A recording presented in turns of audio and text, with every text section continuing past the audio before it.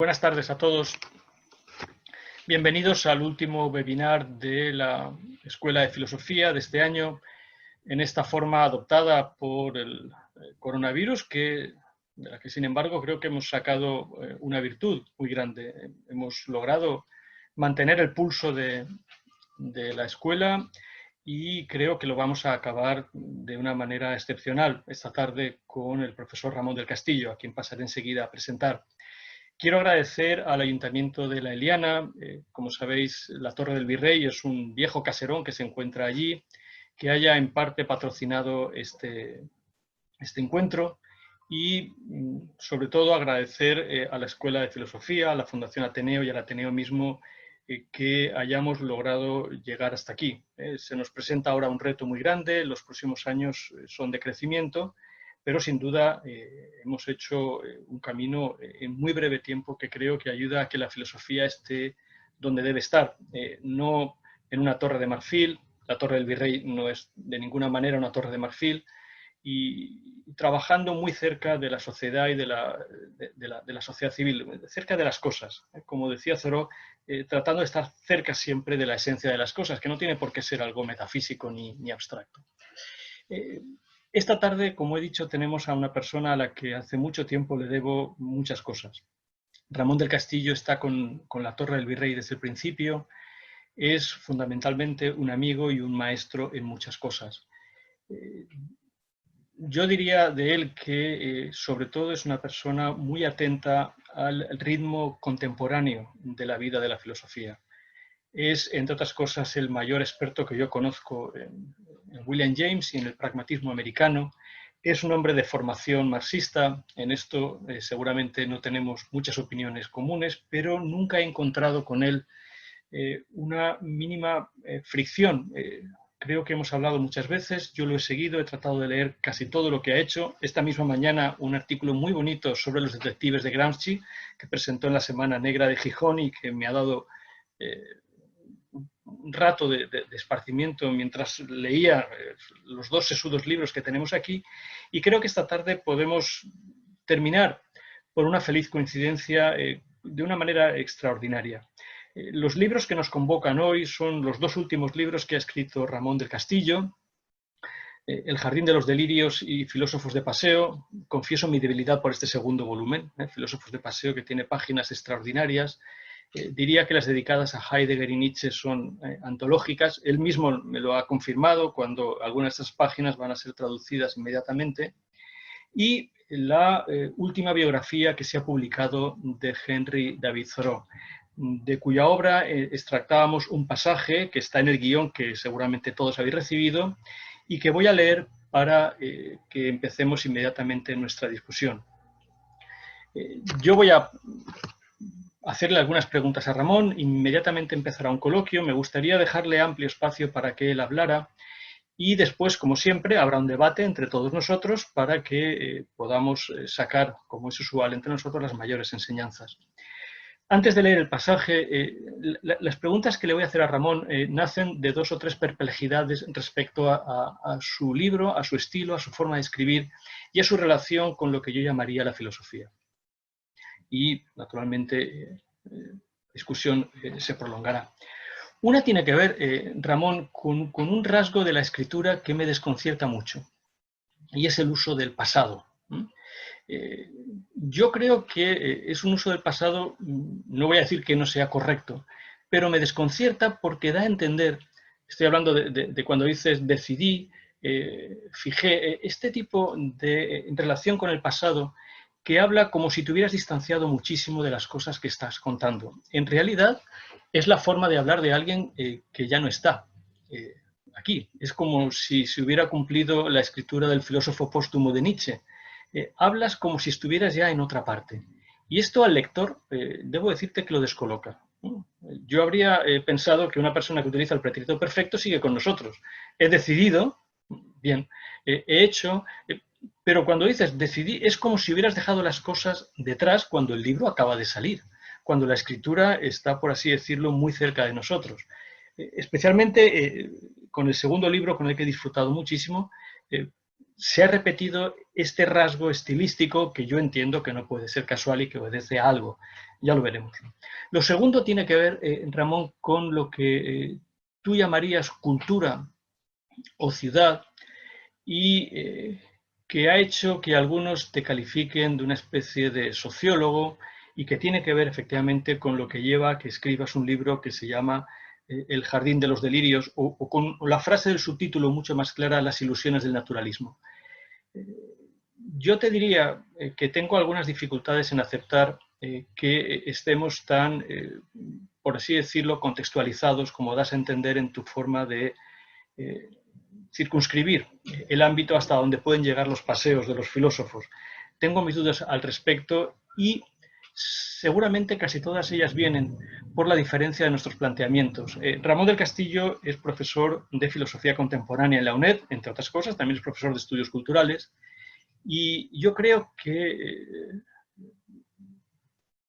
estar muy pendiente de la filosofía contemporánea, como corresponde a alguien que tiene que hacer bien su oficio, quizá pueda hacernos pensar que la filosofía tenga estas posibles, por así decirlo, calificaciones. Filosofía antigua, filosofía medieval, filosofía moderna, filosofía contemporánea.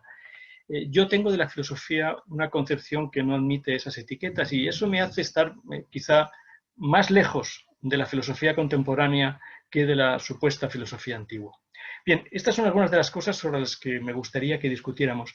Si os parece, puesto que no sé si todos tenemos el guión, leo el pasaje de Thoreau, que hemos elegido no por casualidad. Está en la biografía que Laura Dassow Walsh escribió o ha escrito, si me dejo llevar del estilo de Ramón, y que ha aparecido traducida en cátedra no hace demasiado. La autora, Laura Dassow Walsh, hace bien en decir que es el pasaje más conmovedor de toda la obra de Thoreau. No es un pasaje de Walden, pero es verdad que es uno de los pasajes más potentes de toda la escritura de Thoreau. La última pregunta, ¿dónde estamos?, es exactamente la pregunta con la que su maestro Emerson había empezado el ensayo Experiencia. ¿Dónde nos encontramos? ¿Dónde estamos? Realmente, ¿cuál es nuestra situación? Vais a ver aquí cómo surgen algunas resonancias cuando advertimos que la palabra contacto, que es la palabra con la que Thoreau desespera de poder llegar a estar cerca de las cosas, es la misma palabra que contagio. El texto que hemos elegido tiene que ver con que vamos a despedir un curso que en muchos aspectos va a estar siempre mediado por la pandemia, por el coronavirus y por las consecuencias que eso ha tenido para las vidas de todos nosotros. Lo leo y le cedo la palabra a Ramón del Castillo. ¿Qué vale entrar en un museo, ver 1 millar de cosas en particular, comparado con que se nos muestre la superficie de una estrella, una dura materia en su elemento? Me espanta mi cuerpo. Esta materia a la que estoy ligado se ha vuelto demasiado extraña para mí.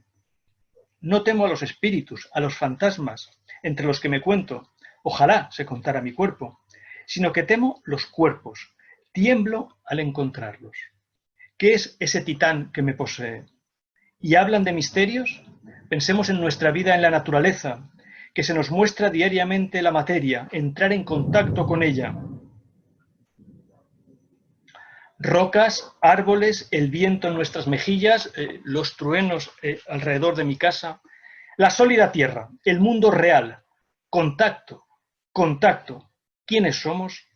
¿Dónde estamos? Ramón, es un placer tenerte entre nosotros. Adelante. A ver, ¿se oye bien? Perfectamente. Bueno, pues nada, buenas tardes a todos, a todas. Y nada, tengo que empezar agradeciendo a Antonio la invitación, pero también a toda esta nueva comunidad que estoy conociendo, ¿no? Y que, bueno, conocer a Antonio a lo largo de los años es conocer a mucha gente porque siempre pues genera estas comunidades y bueno, estoy muy contento de participar en esta que lleva ya un tiempo. Asistí como oyente a una sesión y ya me di cuenta, bueno, todo el trabajo que hay detrás de todo esto, en todos los aspectos, los técnicos, los que son muy importantes en estos momentos, ¿no? Así que gracias a todos los que lo vais a hacer posible desde todas las perspectivas, desde la técnica hasta la organizativa, ¿no? Y bueno, me alegró que Antonio me invitara también para conoceros y sobre todo para conversar. La idea es que sobre todo hablemos, lo vi en la otra sesión y creo que es lo más interesante, que dejemos sobre todo mucho espacio para que hagáis preguntas. No sé si conocéis los libros. Yo, desde luego, siempre que Antonio Lastra me llama, me pongo deberes. O sea, Antonio para mí es el maestro en el sentido de que te pone deberes. Entonces yo, pues, desde que Antonio me ha invitado, yo me puse a hacer los deberes que Antonio me puso y he disfrutado muchísimo con el libro de esta profesora, a la que conocía por otra cosa, pero no sabía que Antonio y Alcoriza habían traducido esta extraordinaria biografía de Thoreau, ¿no? Así que nada, está muy bien trabajar siempre con Antonio, te pones a leer libros, te pones a repasar materiales, intercambias materiales con él, así que he tratado de hacer los deberes que Lastra siempre con gusto le pone a uno y que uno hace también con mucho gusto, ¿no? Y también tengo que agradecerle que haya leído los libros, también a los que lo hayáis hecho o a los que lo hagáis en el futuro, porque no está siendo, los dos últimos libros no están siendo libros que, digamos, que sean muy acogidos en el ámbito profesional en el que me suelo mover, ¿no? Lo cual no significa a lo mejor nada, ¿no? O quizás sí, quizás significa algo. Pero son dos libros que me han puesto en una situación más de discusión pública y en parte por el tono de los libros, por cómo están hechos, pero también porque premeditadamente yo he tratado de buscar un público diferente, pero no excluyente, ¿no?, al de la universidad, ¿no? Vuestro caso es diferente porque mezcláis las cosas y, en el mejor sentido también de la palabra, y bueno, sois un ejemplo de comunidad de lectores y de lectoras donde importa poco realmente, bueno, en realidad, si sois universitarios, si no, si sois científicos, si sois abogadas o si sois lo que sea, ¿no? En la universidad esto está siendo cada vez más difícil y, por tanto, me alegra que estos libros que han buscado premeditadamente un público más amplio, pues Antonio los haya considerado de interés para una comunidad de lectoras y lectores. E insisto en esto, lectores, ¿no?, y lectoras. Y es muy divertido que Antonio empiece hablando de un tiempo verbal. En la universidad no hablamos ya de los tiempos verbales porque escribimos en una especie de presente eterno y más aún el tiempo en primera persona, pues no pinta nada. Pero bueno, se nota que se ha leído el libro, porque si no se lee uno el libro, pues no se fija en los tiempos verbales, ¿no? Ahí podría fijarse en el uso de adjetivos y de adverbios que estoy borrando para la segunda edición. O sea, aquí cada uno tenemos unas manías, ¿no? Yo creo que al libro le sobran adverbios y adjetivos, ¿no? Entonces espero que la segunda edición haya una poda, no sé si con un cuchillo corto, con una máquina eléctrica, pero va a haber poda y también tiene que ver con la composición, ¿no? Entonces me divierte, me alegra y me llama mucho la atención que Antonio empiece hablando de un tiempo verbal, ¿no? Y es buenísima la pregunta, ¿no? ¿Por qué escribo en pasado? Bueno, no había calculado la cantidad que uso el pasado, pero supongo que tiene que ver con la actitud, ¿no? Si me dejas que te interrumpa un momento. Sí, claro, cuando queráis, dime. Debo decirte que es algo que acaba inquietando al lector. Al principio pensé que podía ser un modismo, por ejemplo, es una forma muy propia de hablar de los gallegos o de gente del noroeste de Castilla, ¿no? Pero pensé, bueno, Ramón del Castillo no es precisamente alguien que tenga esa peculiaridad geográfica. Entonces ha llegado a producirme una sensación de que Ramón del Castillo se ha ido. Ha dejado estos libros y se ha ido. Y claro, me preguntas, ¿y dónde está ahora alguien que ha dejado estos libros atrás? ¿No? Porque que ha dejado estos libros atrás y que además intercalas, por ejemplo, lo haces empleando muchas veces una forma de tiempo compartido. Hablas de un nosotros, las páginas en las que hablas de tu infancia, las páginas en las que hablas de experiencias que has tenido, una que me llamó muchísimo la atención atravesando Madrid, camino, si no recuerdo mal, de Vallecas, y tienes un altercado con algunas personas que llegan incluso a golpearte físicamente, pero eso no te produce tanto dolor como otra cosa, pero todo está expresado con este tiempo que hace que ya haya sido cancelado. Entonces eso le resta, por así decirlo, la emoción la emoción de que esté en nuestro tiempo. Es como si hubieras operado con un finísimo bisturí estilístico que hubiera dejado todo esto perfectamente atrás. Esto me ha inquietado, Ramón, lo empleas mucho, debo decírtelo. Bueno, no era consciente, pero puedo imaginar, no era consciente que se expresaba a través de ese tiempo verbal, pero sí imagino lo que se expresa a través de él, lo que percibes, ¿no? Y bueno, los libros, yo creo que cuando los escribo a mí ya no me interesan. O sea, me interesa hacerlos bien para que lo lean otros. Pero yo cuando estoy escribiendo el libro ya no estoy en las cosas eh, que narra el libro. Esto le pasa a más gente. Si estás escribiendo es a toro pasado, ¿no? Así que yo no concibo la escritura más que como una especie de memoria. Así que los dos libros tienen algo de memoria, ¿no? Son cosas que me han pasado. Si hablara de las que me están pasando ahora, pues haría otro libro y entonces volverían a ser algo que, si convierto en libro, convierto en pasado, ¿no? Pero no sé, puede que sea un defecto, ¿no? Pero sí, estos libros tienen algo de memoria, es decir, son libros que han surgido de repente como de un pantano y que de repente han subido a la superficie, ¿no? Se han ido cociendo poco a poco paralelamente a mi vida profesional como historiador de las ideas, ¿no? Y lo cuento al principio, ¿no? Yo ya estaba harto de la forma en la que me veía obligado a escribir, también sobre el pasado, porque fundamentalmente he escrito sobre filósofos del pasado, ¿no? No sé cuál es el filósofo más... Pero como historiador de las ideas, sobre todo en Estados Unidos, he escrito sobre cosas muy pasadas también, ¿no?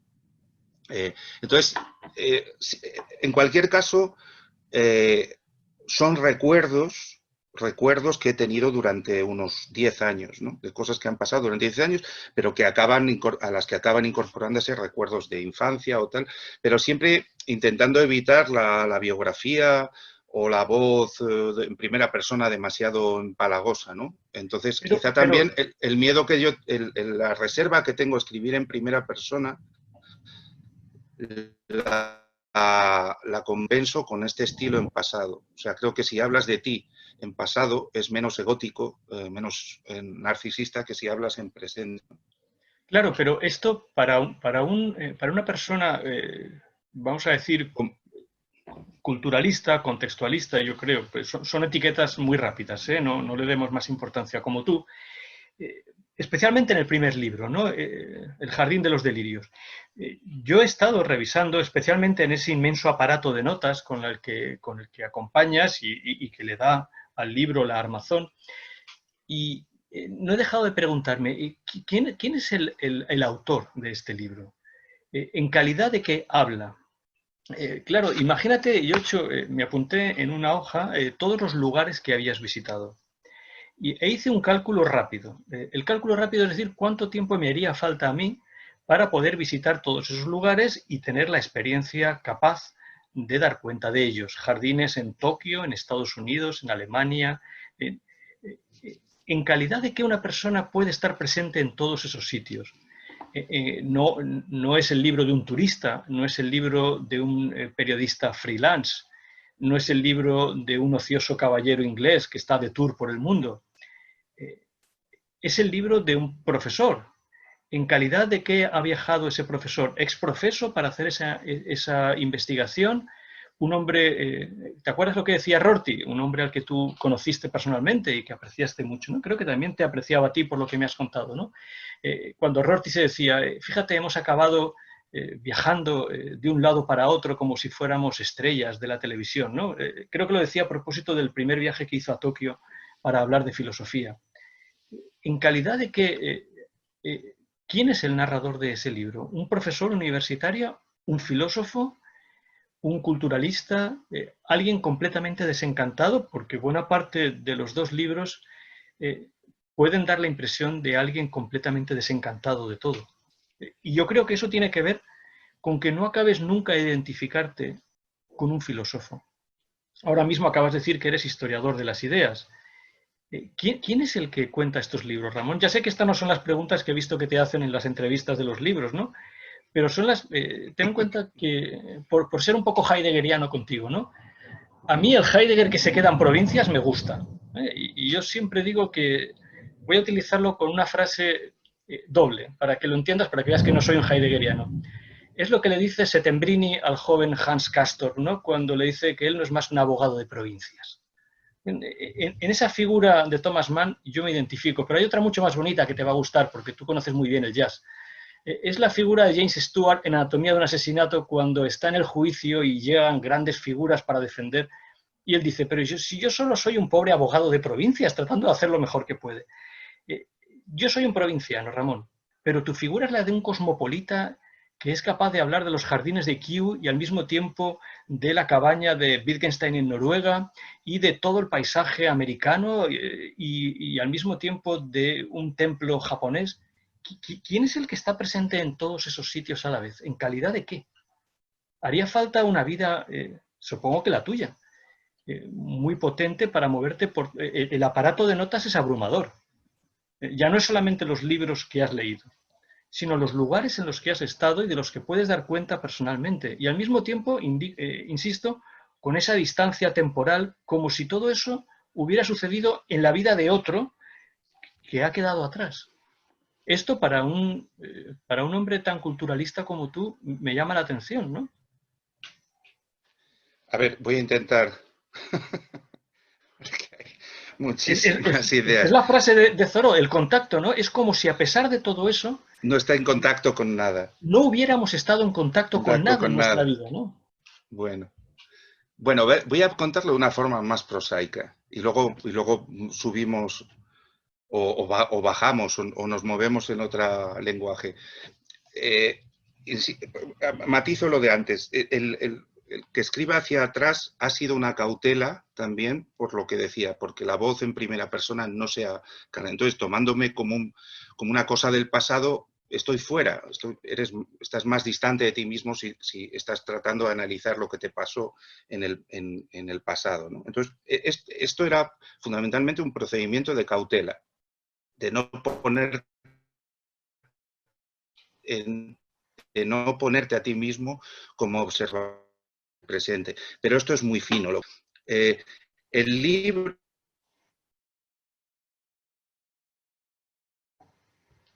Ramón, yo te pierdo a veces la escribiendo, se voz. han ido pensando. Mientras yo viajaba, sí, Ramón, los te libros se han pierdo. escrito de... Ramón, Eh, Ramón, Sí, te ¿qué tal perdemos, ahora? pero es la conexión, ¿eh? Suya. No sé Sí, si es la también conexión. comenta dentro. ¿Qué A tal ver, ahora?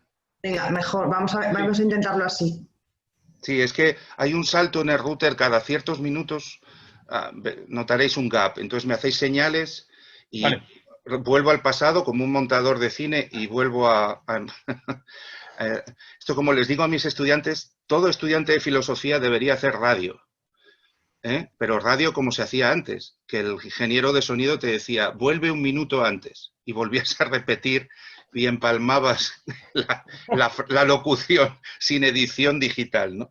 Entonces, la radio yo creo que es una de las escuelas más importantes para la filosofía. Bueno, así que si se corta, me hacéis gestos, vuelvo hacia atrás y vuelvo a reeditar la idea. Digo que quería hablar de algo prosaico. A ver, cuando has dicho...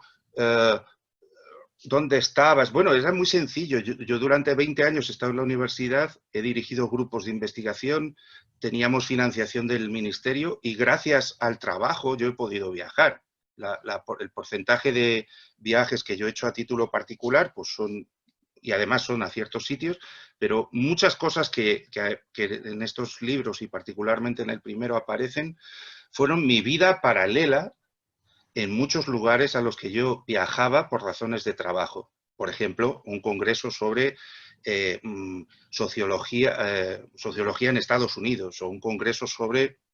Entonces, dicho sea de paso, y aclaro una cosa que ha dicho Antonio, yo tuve suerte porque enfocando la historia de las ideas en Estados Unidos, un poco como Wright Mills hizo en su desconocida pero extraordinaria tesis doctoral, Sociología y Pragmatismo, bueno, pues Wright Mills a mí me dio un modelo de cómo estudiar, digamos, las peripecias de la socialdemocracia y del socialismo en Estados Unidos. Entonces, aunque yo tenía...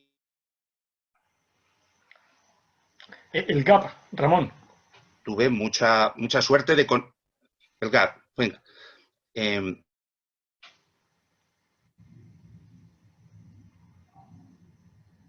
Digo que viajé a muchos sitios, Antonio, era marxista, siempre pongo el ejemplo de Wright Mills, que escribió su tesis doctoral como un análisis de las clases intelectuales americanas antes de la Primera Guerra Mundial, un poco en la línea de Veblen también. Entonces, gracias a estos contactos, yo viajo a sitios donde fundamentalmente la clase académica se reproduce, como diría Bourdieu.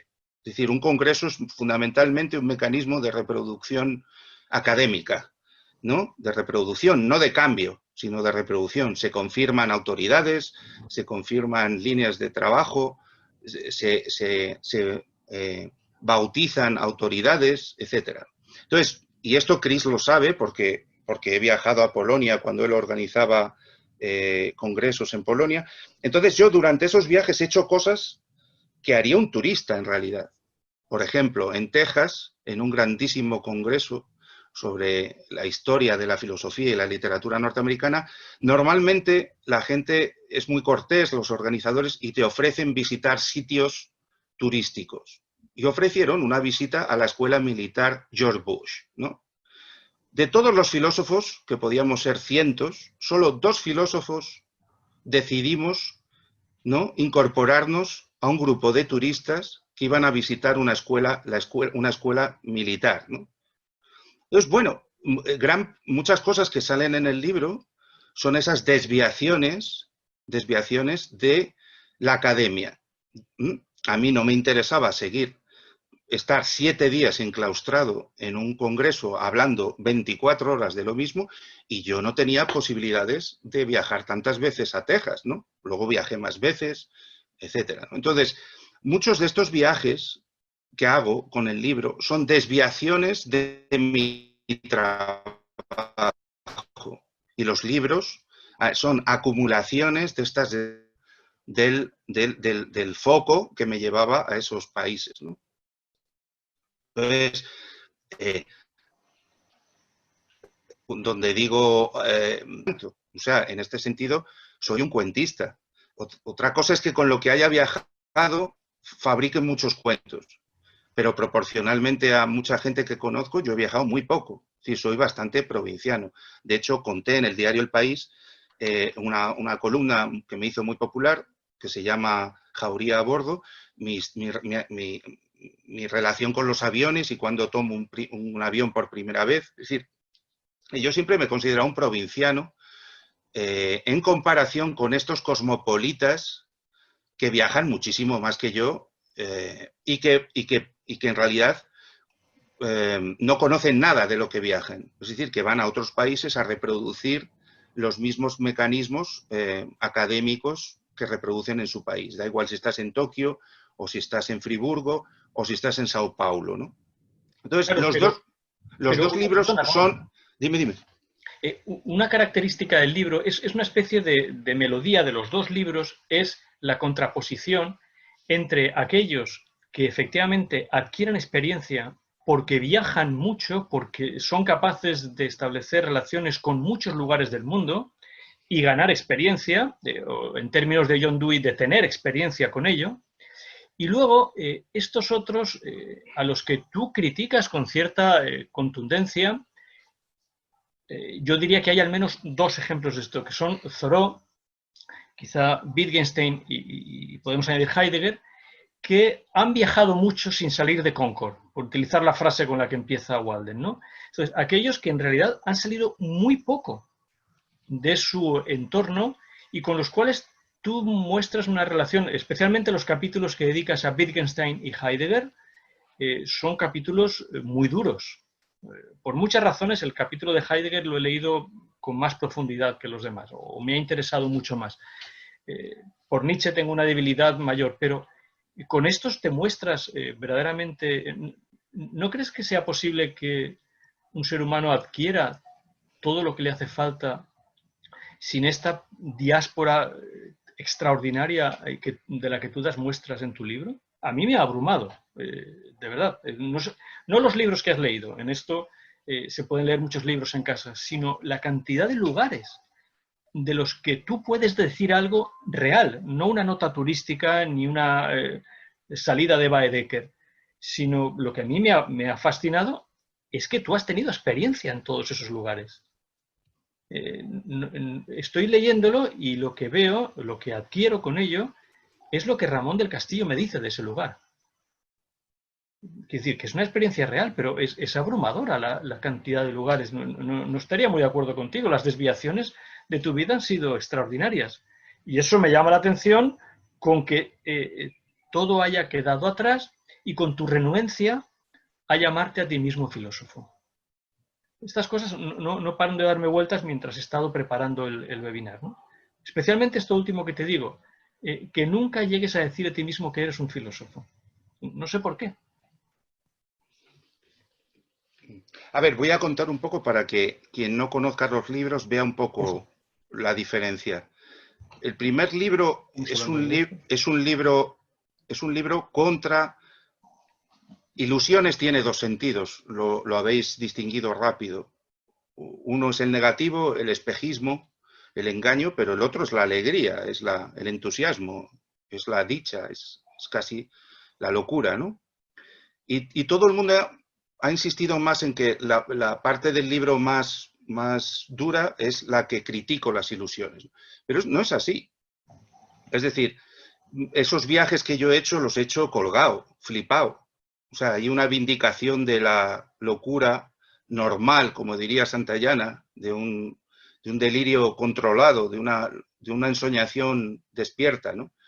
Y eso a mí no me... Eso en el primer libro a mí me ha parecido que se ha insistido menos, ¿no? Entonces, me han criticado ciertos ecologistas porque dicen que critico esa parte ilusionante, etcétera, tal, pero hay mucha alegría en el libro, ¿no? Y esa alegría en realidad es, yo creo, un método de conocimiento, ¿no? O sea, a mí cuando he ido a los sitios no me interesaba hacer lo que estaba haciendo en el otro, algo previsible, ¿no?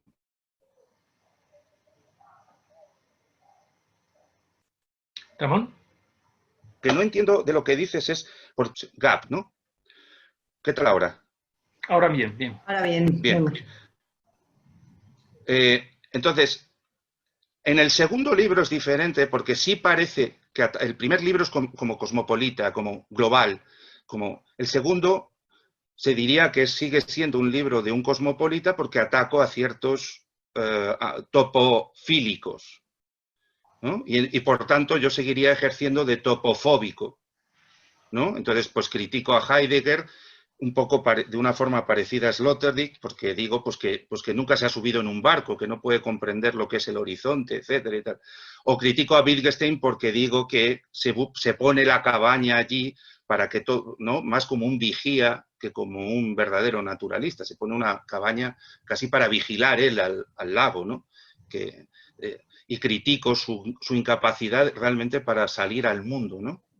Aunque fuera a Cambridge, aunque fuera a Irlanda, etc.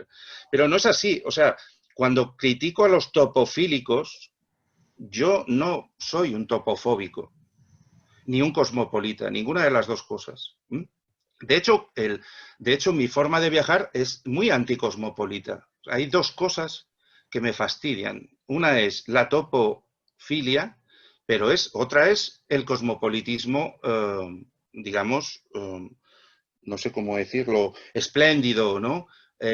Angelical, que siempre está diciendo que, bueno, esa imagen del ciudadano del mundo, no se puede ser ciudadano del mundo, eso es una abstracción y una ilusión también, ¿no? Decir que eres un ciudadano del mundo. Entonces, es cierto que en el primer libro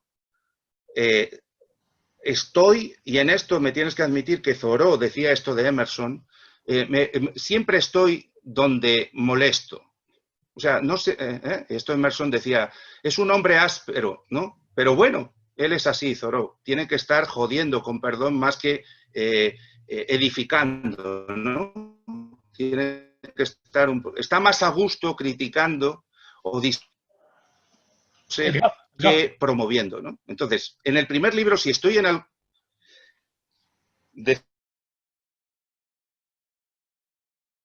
Emerson decía de Thoreau que Thoreau era un hombre un poco áspero, ¿no? Que estaba más, que le iba más criticar que otra cosa, ¿no? Bueno, pues ese es el lugar mío en el primer libro.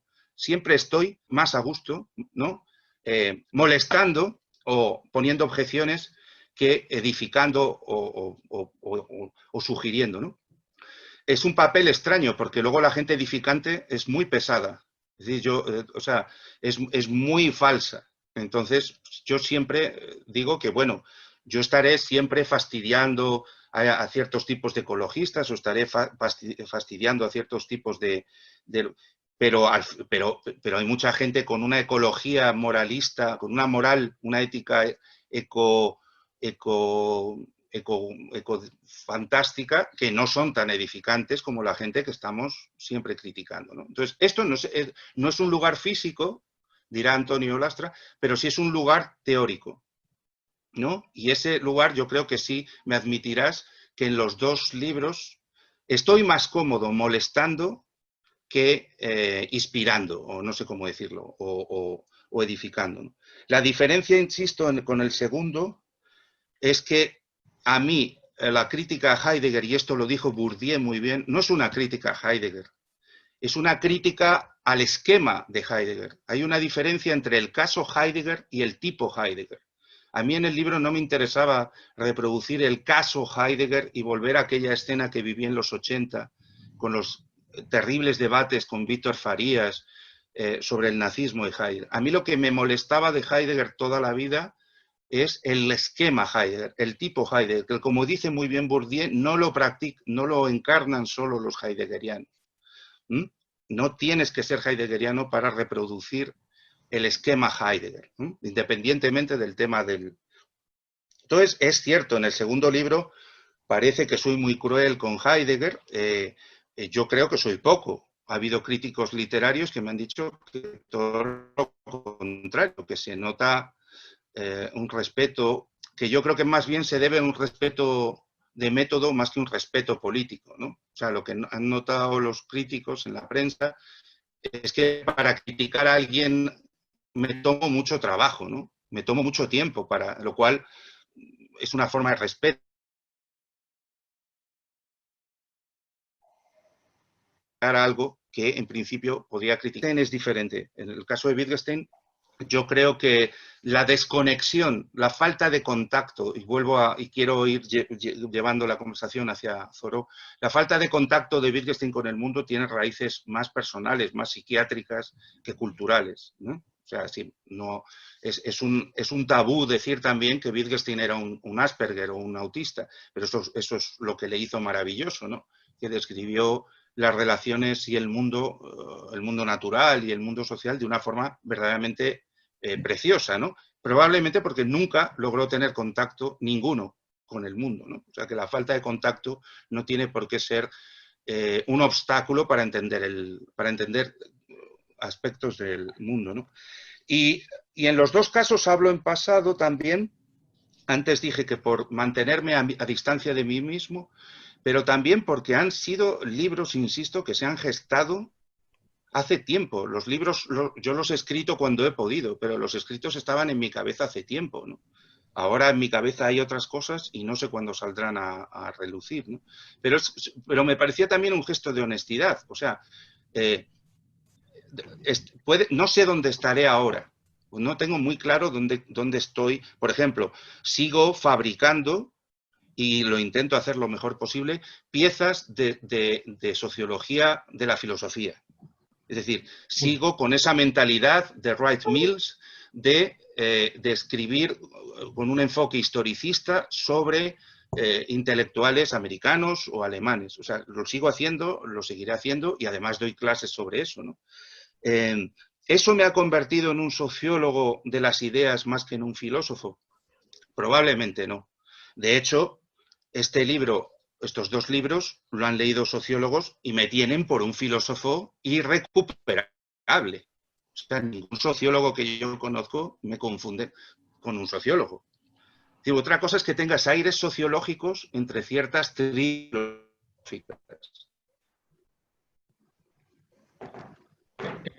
Otra que seas un sociólogo de profesión. Para nada.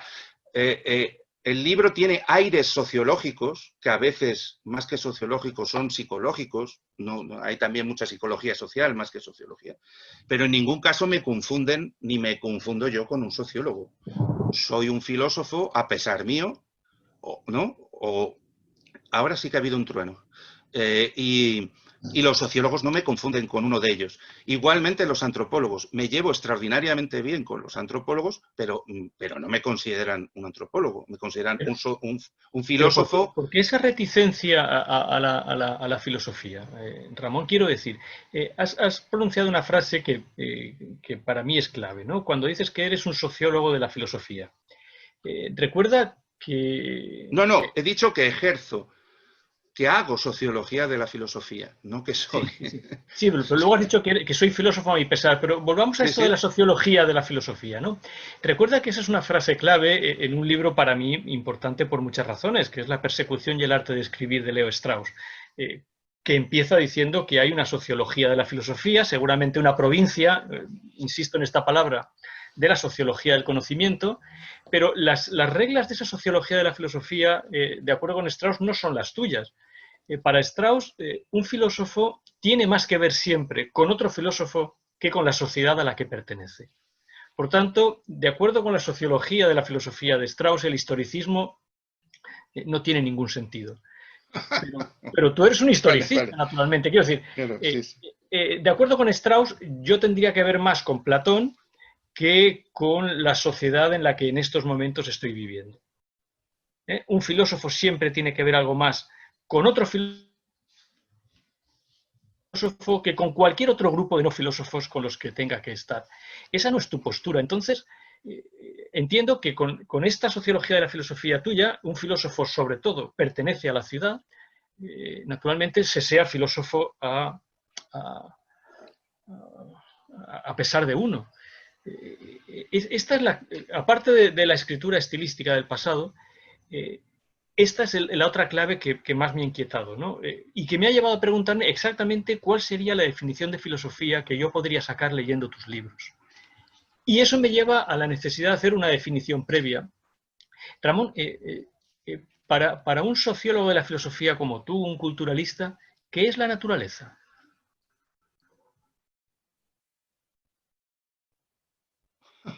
Bueno, he escrito 700 páginas. Sí, pero nosotros tenemos que mediar aquí... Si pudiera decirlo en una frase, no habría escrito ese libro. Los dos libros. Vamos por partes.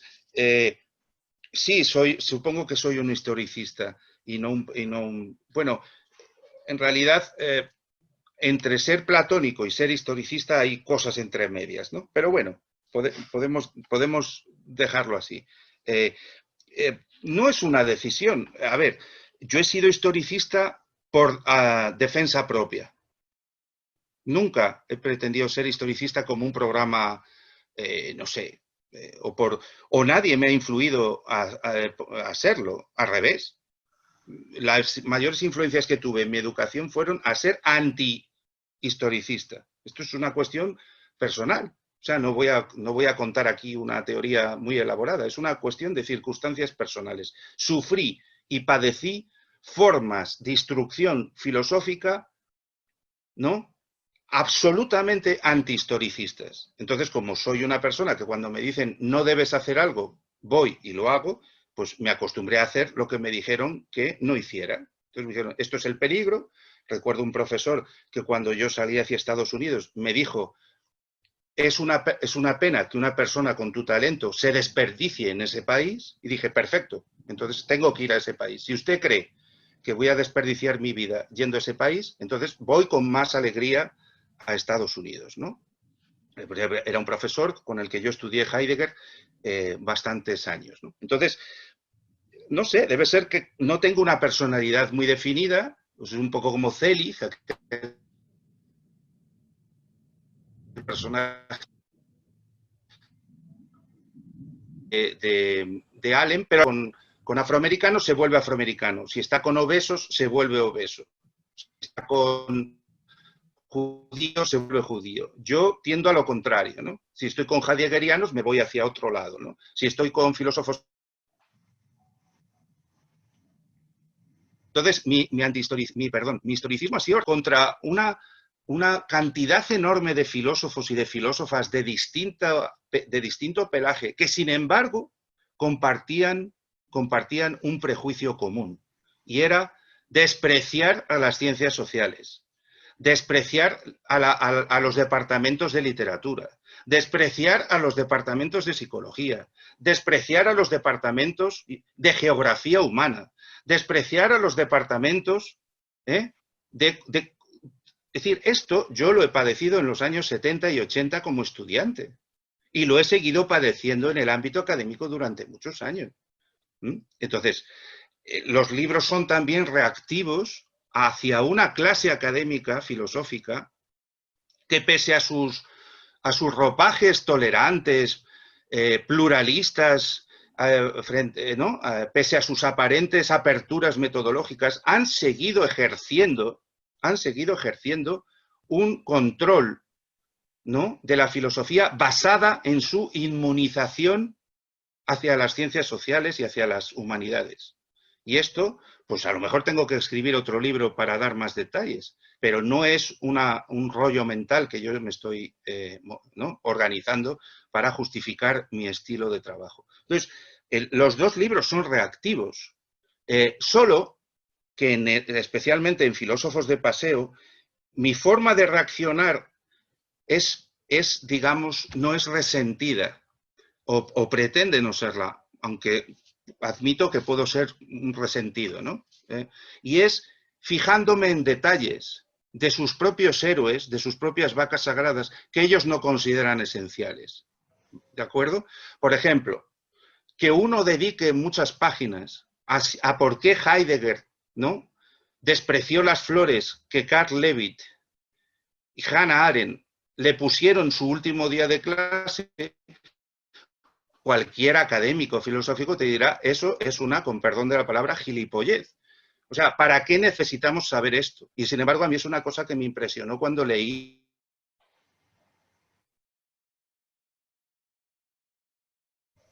¿O por qué en su cabaña, en la que las flores... Ramón, el gap, ¿puedes revisar cabaña, ese router? él solo va por el cubo del agua? Sí. Dime en qué momento se ha apagado. Es que temo que cuando te lo digo, tú tampoco recibes que yo te lo estoy diciendo. Vale. Es como si hubiera un poco de retardo. Vale. Voy a intentar... Vamos a hacerlo así ahora, a ver. ¿Me oís ahora mejor? No, si el problema no es que te oigamos mal, el problema es que de repente te quedas congelado. Vale. Pues quizá me lo podéis decir por el chat. Ha pasado más veces, entonces... Bien, sí. Escribid a alguien en el chat stop y me doy cuenta por la advertencia del chat. Muy bien. Estaba diciendo, no sé en qué punto se interrumpió, que ha sido que mi historicismo había sido más reactivo, que no sé si se ha oído, que considero que muchas familias filosóficas comparten un prejuicio común hacia las ciencias sociales. ¿Esto se oyó, Antonio? Sí, perfectamente. Vale. Y Sí, y entonces estaba contando lo de las flores en Heidegger, ¿eh? No sé si se ha oído también, lo de Levitt. Sí. Eh, Las o rosas las, blancas que desprecia sí, Heidegger cuando se las ponen en su último día en Marburgo, sí. sí, exacto. O las, bueno, eran tulipanes, me parece, pero bueno, da En tu igual. libro dice rosas, que creo que es Pues lo no que lo dice sé, Carl Lewis también, sí. no me acuerdo. Ya sabes que me he confundido con la estrella de puntas y hay que revisar cosas. Pero también, bueno, esa cosa que dice Gadamer como de soslayo, de que, bueno, Heidegger no tenía ni jodida idea de plantas. Y el que habla de plantas es Paul Celan cuando sube a verle, que lo sabes, Antonio, tú mejor que yo, que me has pasado hoy a refrescar mi memoria, a leer un trabajo tuyo sobre Heidegger y Celan y Thoreau, ¿no? Entonces, es una forma de trabajo donde yo lo que quiero salvar es pequeñas cosas, las pequeñas cosas de las que a mí me ha privado la filosofía académica. Ahora, el chat. ¿Sí? Que son ese... Estaba diciendo Me ha gustado esta que, frase. tra Las que pequeñas trabajo con cosas, pequeñas ¿no? cosas. Es como cuando Thoreau dice la naturaleza es interesante porque nos obliga a ver las cosas al nivel de las hojas y los insectos. Así que todos los hechos los tienes que considerar relevantes. Eso en términos de escritura se ha perdido en el mundo filosófico. La gente no baja al nivel del insecto que pasea por el texto. Entonces, mi forma de criticarles no es decir Heidegger es nazi o Wittgenstein era un decadente austriaco, sino bajar a esos detalles. Escribir el libro desde la perspectiva de ese insecto que eres tú cuando escribes y que quieres ver todos esos detalles que la hegemonía filosófica considere relevantes. Por ejemplo, sobre la cabaña de Heidegger, cuando se publicó el extraordinario libro de Adam Sharp, que es un arquitecto, un historiador de la arquitectura fuera de lo común, de hecho ha hecho 2 libros. Ha hecho el de la cabaña, pero ha hecho otro que se llama Heidegger para arquitectos. Las reseñas que se hicieron en España sobre ese libro fueron una vergüenza. Y no daré nombres, pero sí señalaré el pecado. Se dijo que era una anécdota, que eran libros biográficos que no tenían la mayor relevancia sobre el pensamiento de Heidegger, ¿no? Claro, uno pensaría más bien, ¿no será que tú no sabes escribir esa clase de libro? ¿Que no tienes la modestia para escribir esa clase de libro, estudiar arquitectura de la Selva Negra, recabar un montón de detalles y ver lo que tienen que ver todos esos detalles con la inmensa construcción de Heidegger? Pongo otro ejemplo. Puedes encontrar cientos de personas que citan las famosas frases de Heidegger sobre el puente y la central eléctrica. Sí. Y cuando en realidad, y esto también lo dijo Bourdieu, me enteré después de pensarlo, pero me alegró que Bourdieu me diera la razón. Cuando Bourdieu dice que es insignificante ese paseo, o sea, comparado con lo que han podido decir poetas y escritores sobre puentes, fábricas, es muy mala literatura, el opúsculo de Heidegger. O el otro opúsculo, ya sabes, con unas cosas de chillida, de que el espacio espacia. Y entonces explica. Se corta, Ramón. Entender el espacio en sentido. No pasa nada. Permíteme, mientras se recupera. Decía Ramón, a ver. que las observaciones de Heidegger sobre el espacio, que las citan todo el mundo, ¿no? Que es cuando Heidegger dice que el espacio despeja, ¿no? Que es en alemán Roden. Y se forman toda una parafernalia en torno a esa frase, el espacio espacia, el hombre no está el espacio como un objeto, en fin, ya lo sabéis, todo está escrito, observaciones sobre el arte, la plástica, la pintura y el espacio, ¿no? Entonces, a mí me parecen fascinantes esos escritos, pero sinceramente, en comparación con lo que yo he aprendido sobre el espacio, en compañía de extraños, ¿no? En compañía de extraños, porque eran gente con la que he ido conociendo al hilo de otras cuestiones, ¿no? Geógrafos, historiadoras del arte, sociólogas. Realmente en un momento de mi carrera yo noté que me estaba perdiendo cosas que yo hacía antes de profesionalizarme como filósofo. Entonces, estos dos libros son, por eso hablan en pasado también, ¿no? Son una rehabilitación, son un proceso de rehabilitación casi médico, ¿no? O sea, de la filosofía se sale, como del alcohol o de las drogas. Esta es mi salida. Otra cosa que a la salida de esta rehabilitación, pues yo siga siendo más filósofo y me alegra que haya esto, el rescate que trata de hacer Lastra, me lo hacen los mejores amigos. O sea, todos mis amigos, Paco Martorell, un valenciano que acaba de escribir un libro. Está con nosotros, Paco Martorell. Pues Paco me lo dice, coño Ramón, ¿por qué tienes que decir siempre que eres un crítico cultural, coño? Di que eres un filósofo, hostia. ¿A que lo dices, Paco? Me lo has dicho. Así es, Ramón. Varias veces. Y así es. Entonces, bueno, por supuesto. en realidad ha sido ese proceso de rehabilitación. Si se corta. La profesión de filósofo, me interesa ejercerla desde este nuevo... Si tengo que, decía, seguir ejerciendo de filósofo, ejercerlo después de este ejercicio de desintoxicación, que en realidad para mí es una vuelta al principio, porque, insisto, antes de profesionalizarme, y tuve suerte, porque mis maestros jamás, las dos personas que más me apoyaron en la universidad, que fueron Emilio Lledó y José María Ripalda, jamás me pidieron disciplina de escuela. Me dijeron, haz lo que te dé la gana. Esto es una de las pocas suertes que tuve en la universidad, que no me pusieron un collar, no me pusieron un arnés y me trataron de controlar, ¿no?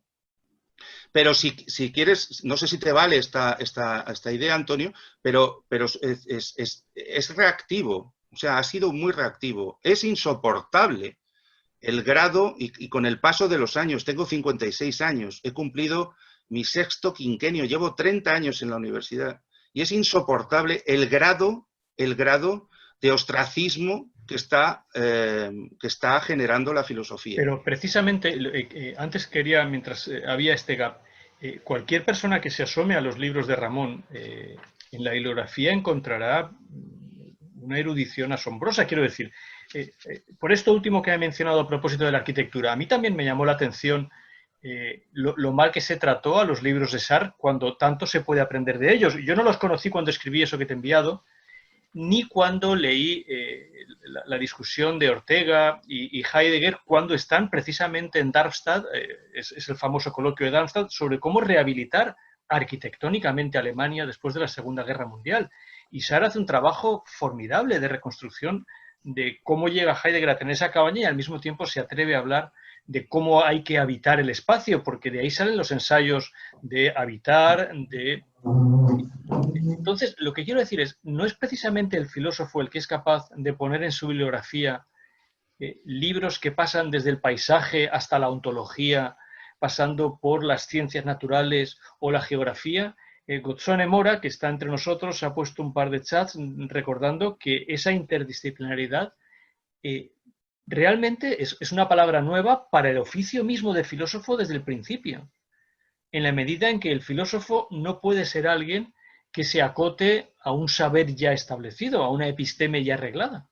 Por eso, Ramón, me extraña tanto tu renuencia a considerarte lo que creo que te consideramos todos, un filósofo atento a todas las palpitaciones posibles. Pero en última instancia me sigue pendiente, son las 7 ya. Si pudieras ofrecer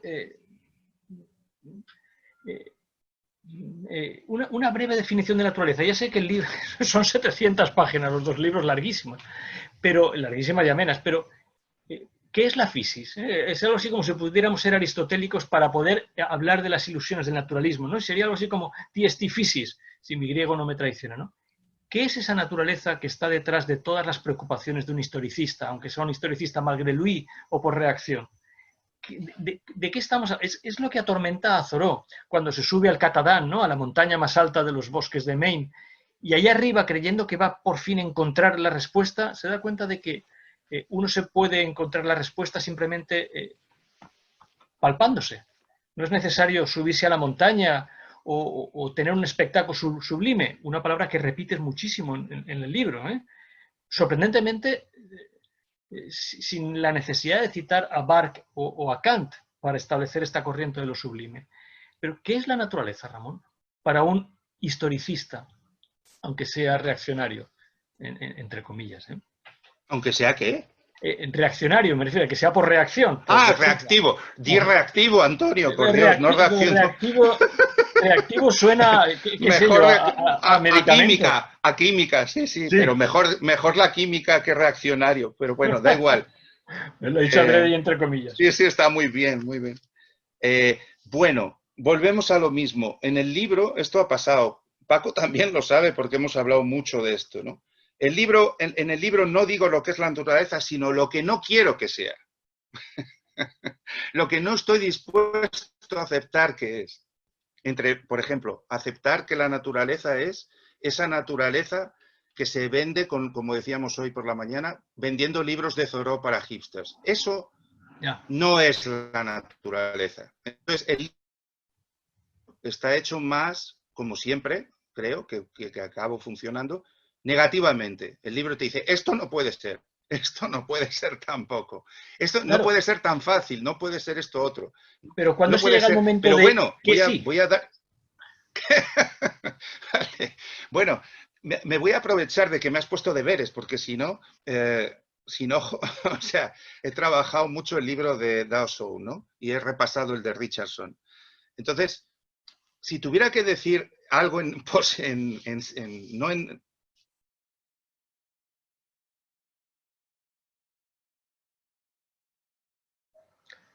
creo que la desconexión ha llevado a Ramón a, no sé si habrá una tormenta en Madrid, pero mientras regresa, y espero que lo haga,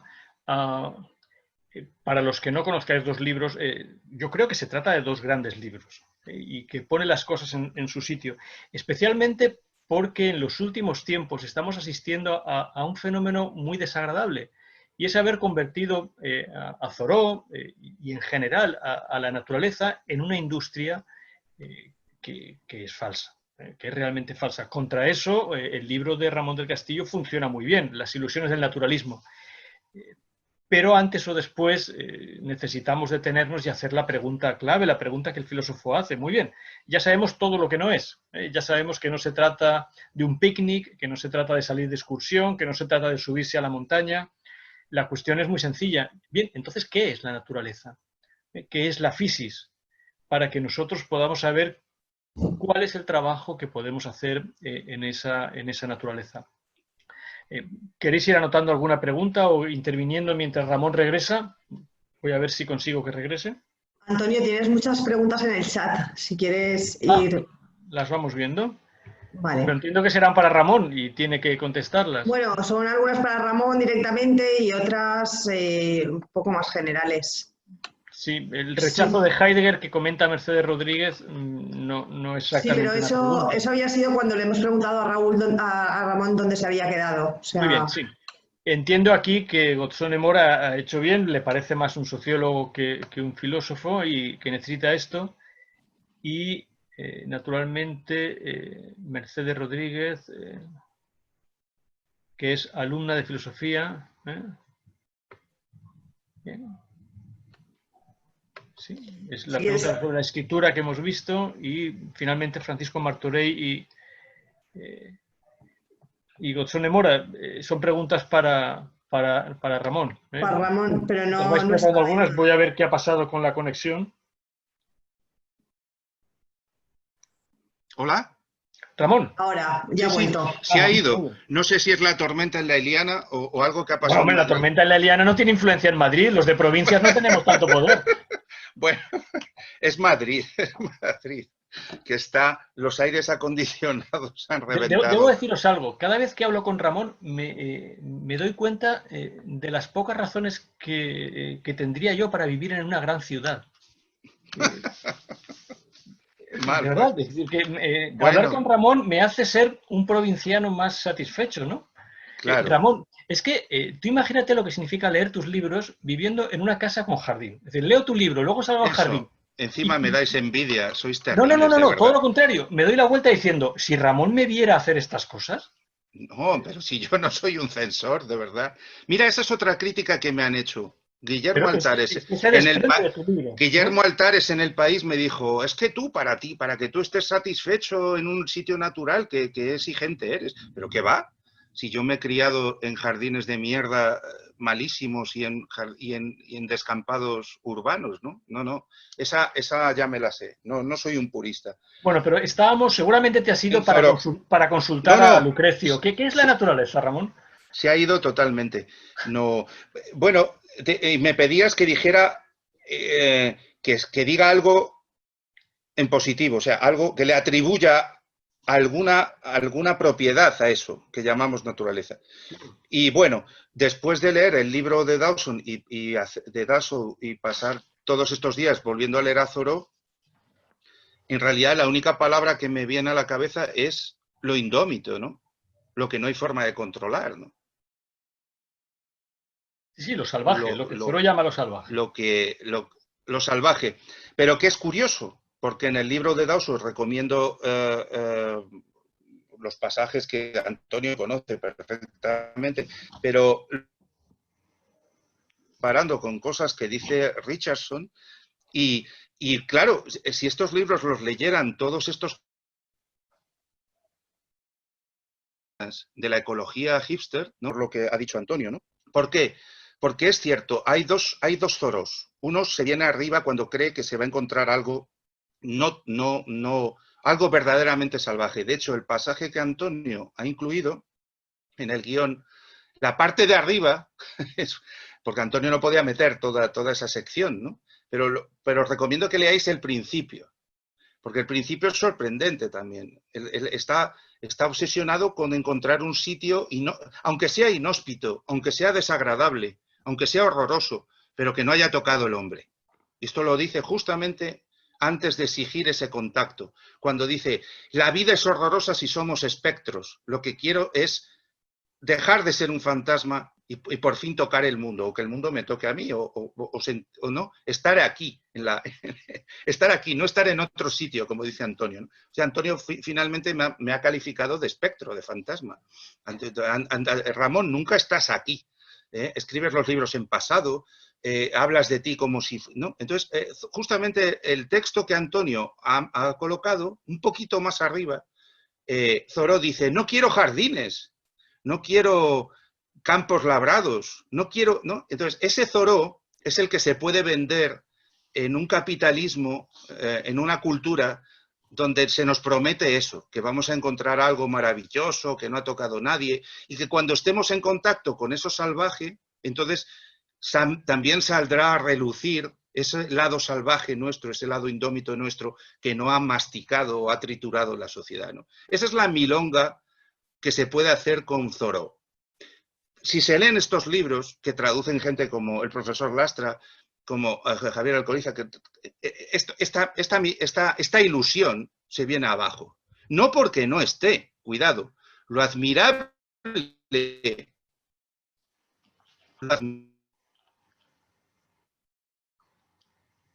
Thoreau es que se deja llevar por esa ilusión de reflexiones de Thoreau, donde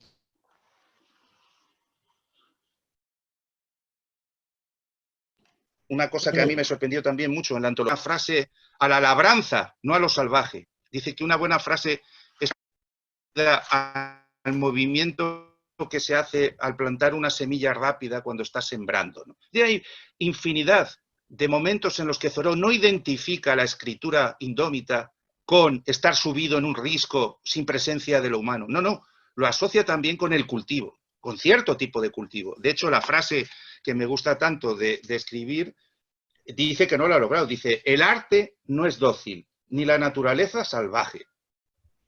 Estoy leyendo traducción de Antonio Lastra de Escribir. Una perfecta obra de arte humano también será natural o salvaje en algún sentido de la palabra, ¿verdad? Es cierto.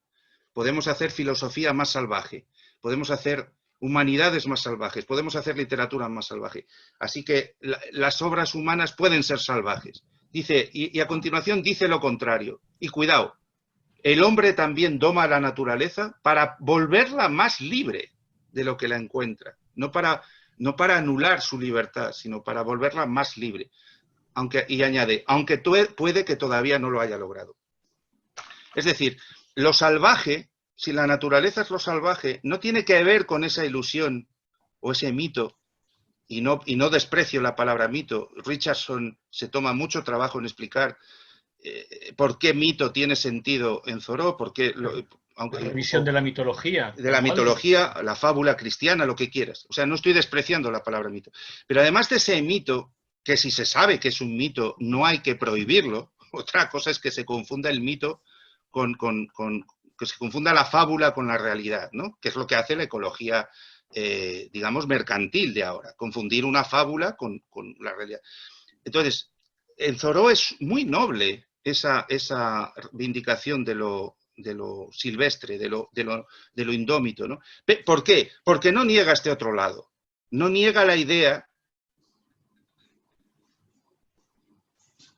de que también es salvaje, ¿no?, el hecho de cultivar, que hay una forma salvaje de cultivar, parece una paradoja lo que estoy diciendo, que hay una forma asilvestrada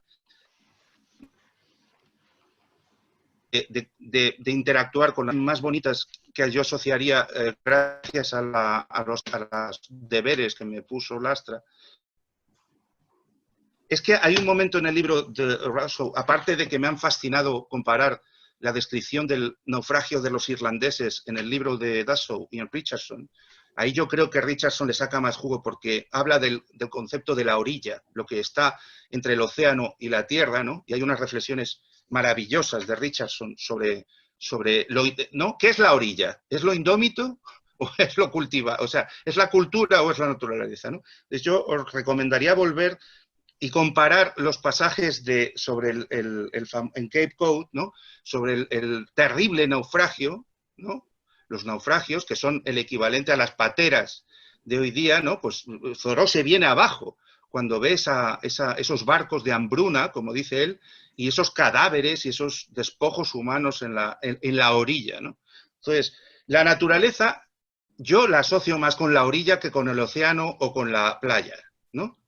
En ejemplos como estos creo que es donde ese es mi lugar, la orilla. Ni el océano salvaje, mitificado, convertido en un espectáculo, ni la tierra completamente cultivada, ¿no? Pero a lo que voy, hay un pasaje maravilloso en el libro de Dassow donde dice que cuando Thoreau quiere el contacto, y ahí Dassow introduce justamente la cita que Antonio ha colocado como lema del encuentro, justamente cuando Dassow dice, es en el contexto en el que trata de explicar por qué Thoreau quiere ir más lejos que Emerson. Y entonces ella lo utiliza, ese pasaje, para decir, ¿qué impulsa realmente a Thoreau cuando quiere ese contacto? ¿Es un sentimiento muy elaborado? ¿Es una especie de epifanía? ¿Qué es? Y Dassow utiliza una palabra que para mí es equivalente a delirio, y es locura. Y leo la frase traducida por Antonio, que me ha parecido preciosa, ¿no? Es decir, Emerson no estaba dispuesto a seguir hasta el final esa locura. Dice, al final de esto, después justamente del contacto, dice Dassow, contacto, quería decir literalmente cuerpo a cuerpo, aroma y sabor, olores rancios y dulces, lavados por la lluvia, azotados por el sol, fundidos por el canto del zorzal, absorbidos en los prados. También está hablando de cadáveres, porque justamente Dassow lo asocia, cuenta esto después del naufragio en Cape Cod, ¿no? Y dice, después de esbozar su lista de lugares salvajes a los que podía caminar cualquier día de la semana, Thoreau agregó la razón, su motivo para pasear. Y entonces aparece la famosa frase, qué cerca está lo bueno siempre de lo salvaje. Ahí está la médula de la naturaleza, sus divinos licores. Ese es el vino que amo, qué nietzscheano, ¿no? Una ciudad no es salvada por ningún hombre justo, sino por los bosques y los pantanos que la rodean. Y añade Dassow, al final de esto, pensó Emerson, estaba la locura. Thoreau, sin nada que perder, desafió a Emerson y persiguió su locura hasta el final de la sabiduría. Bueno, cuando leí esto, bueno, creo que donde se dice... deberes, ¿eh? Gracias, maestro. Es que, Antonio, yo es el único para el que hago deberes, porque te dan los libros, te dan los libros correctos.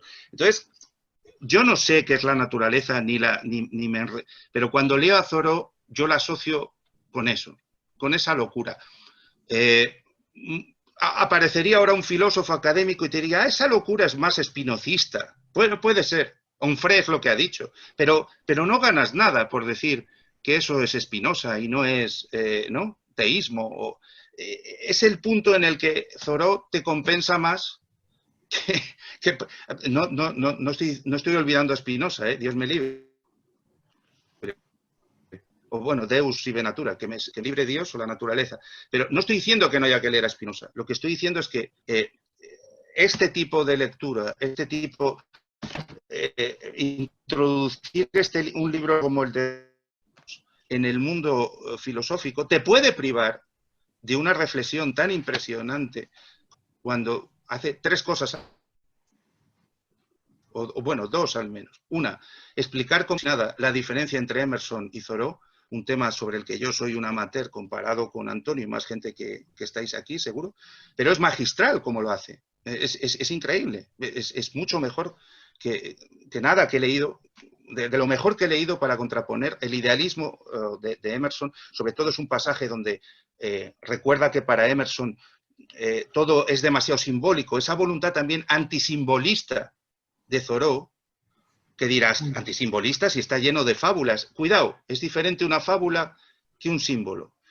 Dasso contrapone muy bien el mundo simbolista de Emerson y el hecho de que la propia naturaleza es un símbolo de Dios, es una alegoría, ¿no? Con esta especie de fábula delirante de Thoreau, que, como dice Dasso, Thoreau persigue hasta el final.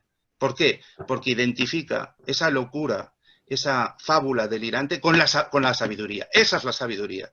Ser fiel a tu delirio, ser fiel a tu locura, a tu fábula, ¿no? A tu fábula narrativa.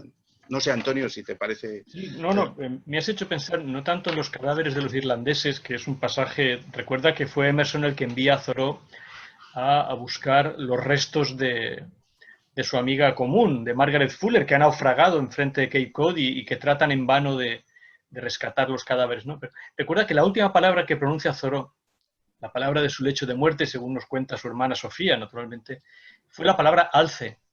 Y uno espera que Thoreau, efectivamente, una de las cosas que más quería ver Thoreau en su vida era un alce. Pero el único alce que vio Thoreau, recuerda que esto lo cuenta muy bien Dawson Walsh, leyendo los diarios, fue un alce muerto que los cazadores están descuartizando. El alce era un animal gigantesco, y lo que le lleva a pensar a Thoreau es la carcasa, el caparazón de esa inmensa carnicería que es el alce muerto. Y sin embargo es la última palabra que pronuncia, buscando, como tú has dicho, ese delirio hasta el final. Pero son las 7:20. Yo querría que las personas que quisieran intervenir lo hicieran antes de que se nos hiciera tarde. Y perdonad por haber llevado quizá demasiado lejos. ¿Alguien quiere hacer alguna pregunta? Ahora es cuando se pueden abrir los micrófonos y preguntar. Antonio, tienes varias preguntas en el chat, Vamos a ver. De hecho, Inmaculada Alonso, por ejemplo, dice: naturaleza no viene de natural, lo virgen, lo salvaje, tiene un código de comportamiento como, por ejemplo, la lluvia después de enfriarse las nubes. El hombre es una naturaleza que carece de ese código. ¿Ha tenido que crear uno para no destruirse poco a poco? Esto es lo que pregunta Inma. Entiendo, Ramón, que esa pregunta está más o menos contestada con lo que has estado diciendo. Pero quizá yo preferiría las preguntas de viva voz, además del chat, a las que podemos responder después por un correo. Ahora es el momento de que si alguien quiere... Estoy seguro de que Fernando Vidagain, el más salvaje de todos nuestros jóvenes filósofos, tendrá algo que decir al respecto. Fernando Vidagain está haciendo su tesis sobre Emerson, Ramón. ¿Qué tal? Buenas tardes. Gracias por vuestra discusión, a pesar de los errores logísticos. Y yo sí que estaba pensando en una pregunta que entiendo que tiene relación con lo que se ha estado hablando más o menos toda la tarde y que creo que ha culminado acertadamente en este problema de si había realmente alguna diferencia entre Emerson o Thoreau, porque es algo de lo que yo no estoy seguro.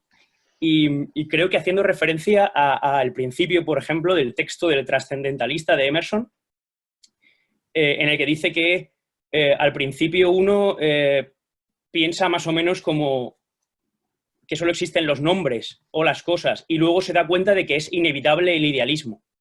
Entiendo que Thoreau no dice algo distinto cuando, por ejemplo, en el pasaje que has citado, Ramón, cuando dice que en la escritura hay algo de salvaje y en la naturaleza, en nuestra forma de relacionarnos con ella, hay algo de humano, que creo que está ligado con el problema del principio de Walden de que es inevitable en la primera persona. Quiero decir que no están tan lejos alguien que dice que la naturaleza solo puede ser simbólica o que es un experimentador, porque yo no estoy seguro de que Emerson afirme que al final es un símbolo de Dios, sino que es simbólica y no sabemos muy bien qué hay detrás, aunque queramos, aunque lo único que queramos es la realidad, ¿no? Y Thoreau creo que está en la misma línea. Quiero decir, en ese sentido, la condición contestataria de alguna forma que reivindicas creo que es la más clásica de todas, en el mejor sentido. Creo que es la condición de inadaptado de Sócrates. No sé si queréis fijaros en algún aspecto concreto de lo que quería decir, pero quiero decir que no es, de alguna forma es lo que creo que hay en el hecho mismo de ser filósofo. El hecho de abrazar las dos partes o tener en cuenta cuáles son las dos partes de la naturaleza. Pero recuerda, porque tú lo has traducido conmigo, Fernando, y creo que Ramón lo tendrá porque te hice llegar el libro, en los diarios de Emerson está anotado con mucho escrúpulo, cuando Thoreau muere, los papeles de Thoreau se los entrega a su hermana, a Emerson, a su maestro. Y Emerson pasa unos cuantos días a solas con esos papeles, ¿no? Y en el diario tenemos el testimonio de una sinceridad radical, que yo creo que es de las cosas más humanas, Ramón, que es cuando un maestro descubre que su discípulo ha llegado más lejos que él. Eso, por una parte, es un triunfo para el maestro, ¿no? Porque de eso se trata. Pero está luego el elemento humano de decir por qué no habré llegado yo tan lejos como ha llegado Thoreau, ¿no? Y lo que tenemos, la superficie de esa conmoción que sufre el maestro, es el discurso que pronuncia en la tumba de Thoreau. Es el pequeño homenaje que le hace. Pero entre ese homenaje público y las páginas o las anotaciones del diario, tenemos, Fernando, algo que creo que Ramón ha insistido bien. Yo creo que Thoreau llegó seguramente muchísimo más lejos de lo que Emerson había planteado. En parte, gracias a Emerson, quiero decir, estoy seguro de que Thoreau no habría llegado jamás a ninguna parte si no se hubiera encontrado una mañana con Emerson. Pero estoy seguro de que Emerson es también muy sincero al decir la frase que conocemos todos, ¿no? Al decir, yo creo que es una frase con todo su valor, Thoreau es el único americano que ha existido. Y ahí la palabra americano tiene un sentido, Ramón conoce muy bien, porque es un especialista en los Estados Unidos. Ahí la palabra adquiere el significado más salvaje posible. Ha llegado más lejos que nadie. Cuando dices es el más americano que ha vivido, ha llegado más lejos que ningún otro ser humano. Pero lo que la biografía de Dawson Walsh presenta, contra toda la industria de editoriales como Rata Natura y demás, ¿no? Que creo que no se han lucrado, a pesar de todo, con la industria Thoreau, es que Thoreau no llegó a ninguna parte. Que el único alce que vio fue una carroña.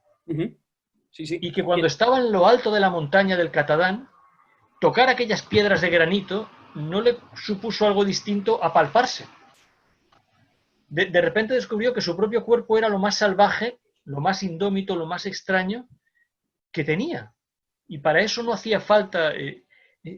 por eso, cuando le he preguntado a Ramón qué es la naturaleza,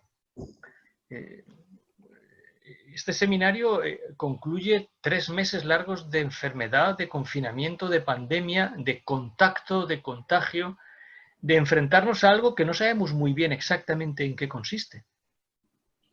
que es precisamente la naturaleza. Estamos dispuestos a reconocer en la naturaleza lo sublime, pero lo sublime también es un virus que nadie sabe muy bien en qué consiste.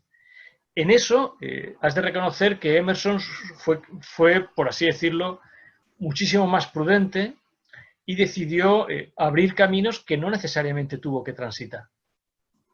Sí. Y seguramente Thoreau fue el discípulo en esto predilecto. Es una experiencia maravillosa para un maestro, para un profesor, descubrir que uno de sus estudiantes es mejor. Y de eso tenemos poco. Yo creo que es la experiencia de Sócrates-Platón y seguramente la experiencia de Emerson con Thoreau. Pero perdón, Ramón, no sé si querías añadir algo. No, lo primero, soy yo el que leo vuestros libros y el tema de Emerson y Thoreau no me considero preparado para... Creo que tenéis razón, Fernando y tú, ¿no? Solo me viene a la palabra esta...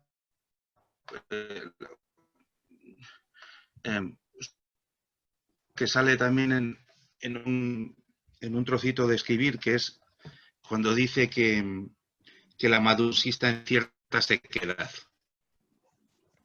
Tienes que repetirlo, Ramón. Se asocia con... Ramón, tienes que repetir la frase. Sí. Perdón. Es un trocito... Sí. Es un trocito en escribir donde dice que el escritor que escribe de la naturaleza o con la naturaleza, que no debe olvidar que la madurez tal vez consista, sin embargo, en cierta sequedad. En cierta sequedad. Bueno, esa sequedad, supongo que es dryness o algo así, sabrá Antonio, yo creo que es lo que se ha querido eliminar de Thoreau en este mercado naturalista, ¿no? Es ese alce. Y al final la palabra que surge, he hablado de cadáveres de un naufragio, es la muerte. Este era el punto. Es la muerte. O sea, esto es irónico, perverso, que se haya utilizado Thoreau para ocultar esa filosofía, esa sensación de la finitud, de la transitoriedad, de lo efímero, ¿no? Y es maravilloso en el libro de Dawson también la cantidad, ya hablando no de tiempos verbales, sino las veces que se habla de cosas podridas, de cosas muertas, de cosas destrozadas, de campos que han sido arrasados por el fuego, no por quemas controladas como las que hacían los indios, ¿no? Sino por incendios, por la tormenta esa de la Eliana.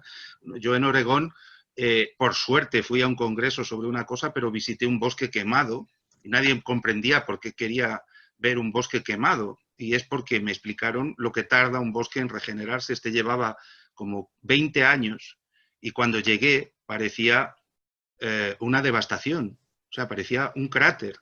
Y habían salido unas pequeñas flores, y eso había tardado 20 y tantos años. Entonces, bueno, estos libros, a diferencia de los que se han hecho circular para generar estas ilusiones naturalistas, están llenos de muerte, están llenas de destrucción, están llenas de caducidad, de catástrofes. Eso que dice Dawson, de que si estudias suficiente geología ves moverse a las montañas, a mí solo me ha pasado en un sitio, y fue porque me hice amigo de un guía experto en vulcanología, y fue en Lanzarote.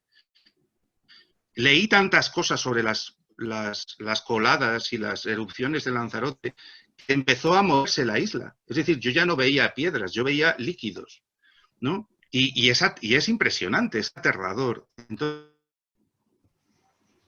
yo creo que las palabras que no quieren que se asocien a Thoreau, no sé si son las palabras que a Emerson también le costó más mencionar. Creo que no, que tiene razón Fernando, pero las mencionó quizá de otra forma. Son esas, son muerte, son la nada, la destrucción, la gratuidad, ¿no?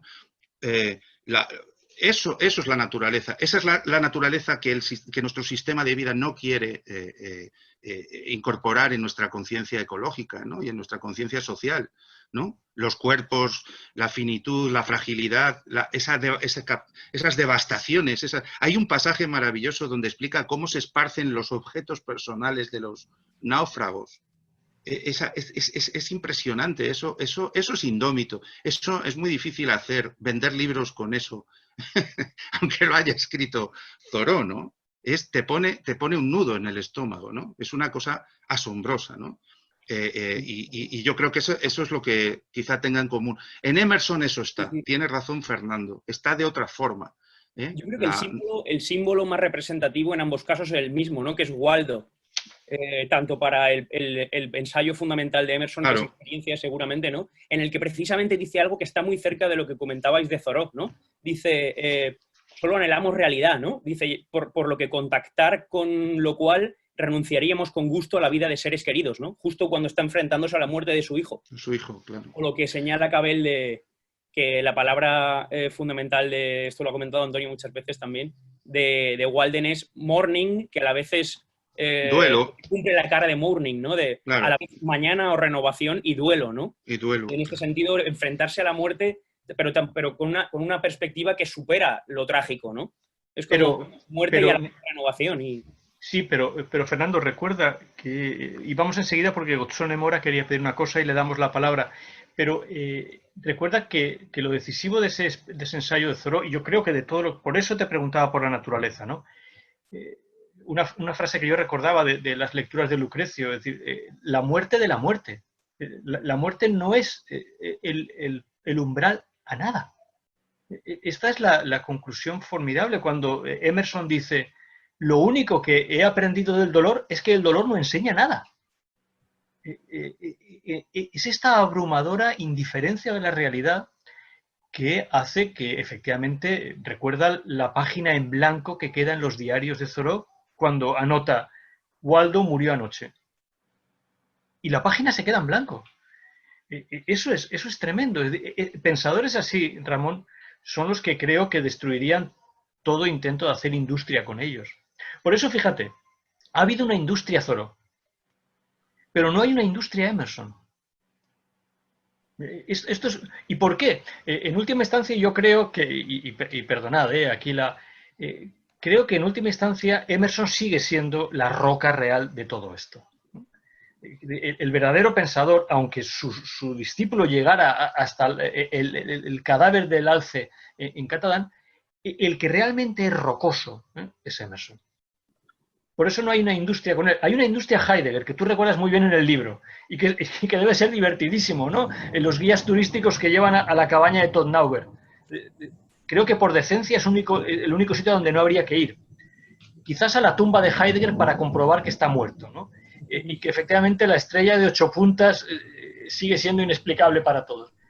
Pero no puede haber una industria Emerson. Es muy importante. Hay hasta una industria Shakespeare, pero no hay una industria Emerson. Algo tendrá que ver con esto. Gozzone, perdona, querías pedir una cosa. ¿Lo puedes hacer de viva voz? Buenas tardes. Buenas tardes. En primer lugar, yo tengo un problema cada vez que vengo, que cuando sobre todo hay una bibliografía por detrás, no, la desconozco. ¿No nos podéis dar no solamente el título de filosofía o eso, sino poder acceder a esos libros en los que estáis trabajando? Pero, bueno, normalmente con las invitaciones repartimos un guión donde está todo esto que hemos dicho. Si no te ha llegado, Gozzone, te lo hacemos llegar enseguida. No, pues por eso te quiero decir que a mí me parece importante. Y luego, pues mira, te lo enviamos ahora mismo por medio de uno de estos dispositivos. ¿Y lo siguiente?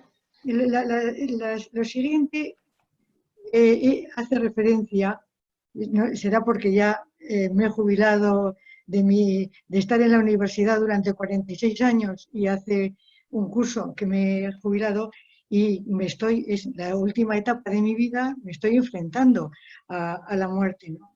Yo creo que enfrentarse a la muerte se las trae, ¿eh? Y es más, cuando habéis hecho la referencia y la interrogación del blanco, ¿qué significa el blanco? Y yo creo que con la muerte hay una relación profundísima en relación lo que puede suponer a lo que va a pasar esa persona que muere. Cuando empiezas a reflexionar de todo esto. Entonces, os pediría eso, que ya te doy las gracias porque me has dicho que me lo vas a plantear. Lo tienes en el correo del Foro Sensus Communis, el guión. Seguramente Carlos Climent ya lo enviaría hace tiempo, pero lo acabo de reenviar para que lo puedas... Perdona, ya se lo he enviado a ella personalmente. Ya lo tienes en tu WhatsApp. Ya ha llegado por varios sitios. Pero ahora mismo. Gracias. Pero de todas maneras, un inciso, por favor. Gozzone, te voy a poner en el WhatsApp de la Escuela de Filosofía para que puedas estar informada, y cualquier otro que quisiera estar también en la web de la Escuela de Filosofía que me lo haga llegar, porque lo incluiríamos para que tengan la información directa sobre todas nuestras actividades. Ya te he puesto, ahora te pongo.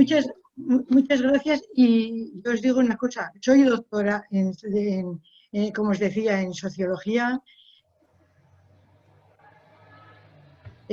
Soy catedrática en la Universidad de Sidó, vaya, y la verdad me habéis dejado, sobre todo cuando habéis hecho referencia a la cultura y a la sociedad. Pero ¿qué es la cultura? Yo digo, como socióloga, a mis alumnos les digo, tu segunda piel, eso es lo que es la cultura. Y desde ahí tenemos que intentar trabajar y ver qué es lo que nos estamos dando cuando hacemos eso, el elemento cultura. Y no digo ya sociedad, digo es lo que es sociedad. Y más en estos momentos, habéis hablado del coronavirus otra vez, ¿por qué nos está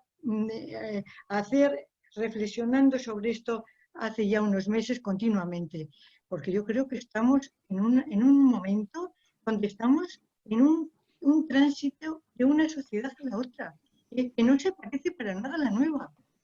Y el coronavirus, de alguna manera, tiene que ver con cosas que tiene mucho la sociedad actual, la que nos viene. O sea, y por eso yo quiero y os agradezco que me mandéis los libros, porque hay que intentar interconexionar. La interdisciplinaridad es importantísima. El abordarse alrededor de todo esto te da mucho valor y mucho conocimiento, y luego te ayuda a dar los pasos hasta que llegas, que te vayas de aquí. Que me voy y que no creo que voy a desaparecer, tenerlo claro, porque yo pienso y llegar a otro megamundo o donde sea, allí llegaré y haré lo que toque. O sea, muchas gracias, perdóname, pero quiero seguir viviendo. Juan Diego González también quería intervenir. Juan Diego, por favor. ¿Podía contestar un momento una cosa que ha dicho esta amiga? Sí, solo dos cosas. Sobre lo blanco, yo creo que hay que leer de vez en cuando Moby Dick, el pasaje donde explica las dos cosas que puede significar lo blanco. Entonces, nada, sí, supongo que lo ha leído, pero yo también. Pero cuando lo vuelvo a leer me quedo impresionado. Es decir, nada, sobre lo blanco que rodea a Waldo, quizás sea los dos blancos que describe Melville en Moby Dick. Ya sabe, la blancura de la ballena. Pues os recuerdo que Melville lleva los ensayos de Emerson cuando está dando la vuelta al mundo. Es decir, y los anota con rabia. Llega incluso a decir, Emerson es naif. Y vaya, si Moby Dick sale de algunas páginas de los ensayos. Y luego lo otro, lo del coronavirus. Durante el coronavirus ha habido muchos debates. Pero ha habido uno muy, muy curioso que va a llevar tiempo estabilizar, como poner en su sitio, ¿no? Y es que justamente cuando decimos que la naturaleza es lo indómito, lo que no podemos controlar, hay mucha gente que está interesada en que veamos el asunto así también. Es decir, que no veamos que cuando algunos decimos eso, no estamos diciendo que por ejemplo, el coronavirus no sea solo venganza de la naturaleza, un fenómeno completamente ajeno.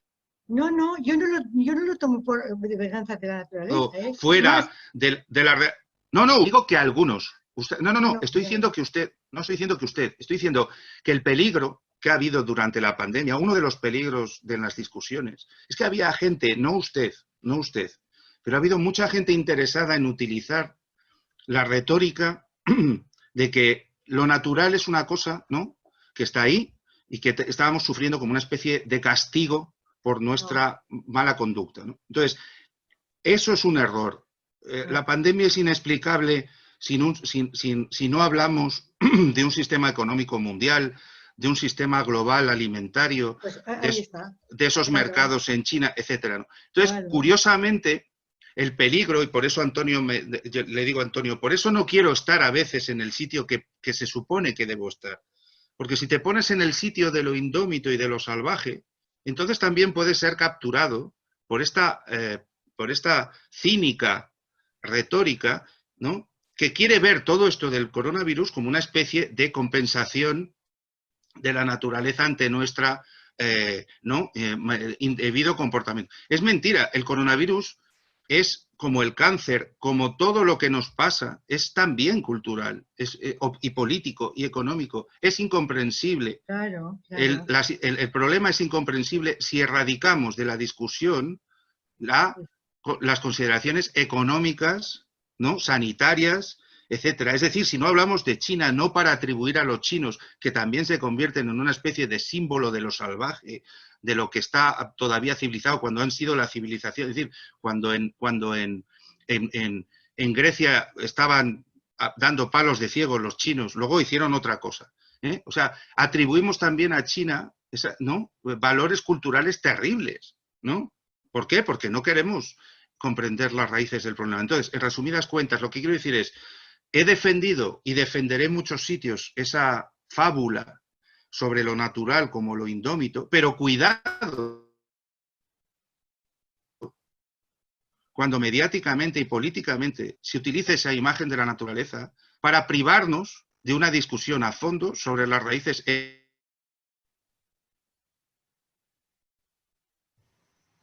lo que estamos padeciendo. Ahora, Ramón acaba de tener un brote culta, pero me da igual. Un momento. Que hay que tomar también precauciones contra esa retórica. No, pero yo antes de hacer la carrera de sociología, hice medicina. Entonces, yo también tengo desde la visión de la medicina, o sea, también hay que ver al coronavirus, cómo va, vamos a ver, cómo lo podría explicar.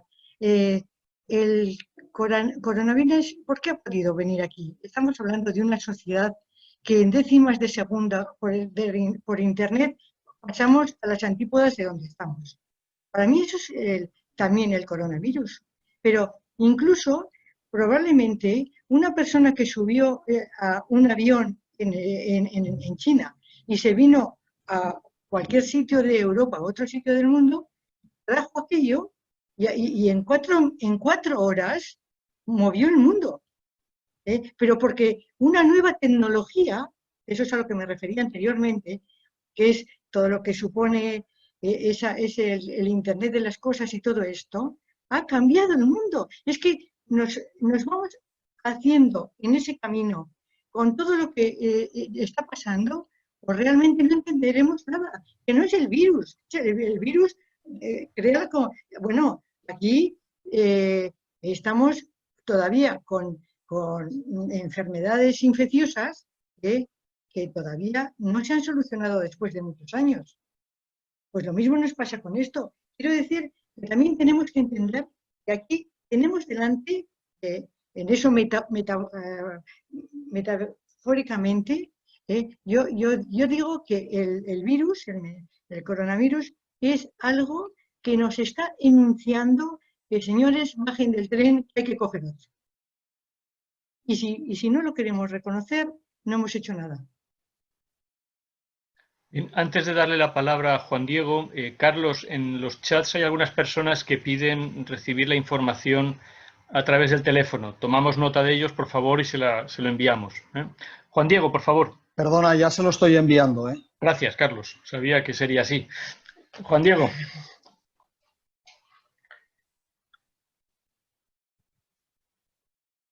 Juan Diego, no se te oye. No se oye, Juan Diego, y estás...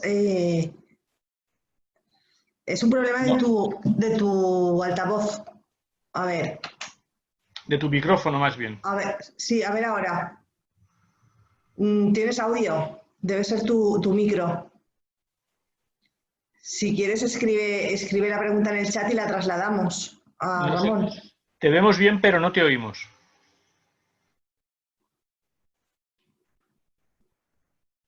Mientras tanto, ¿alguien más quiere intervenir? Vamos llegando a las 8 de la tarde, que es el umbral que tenemos.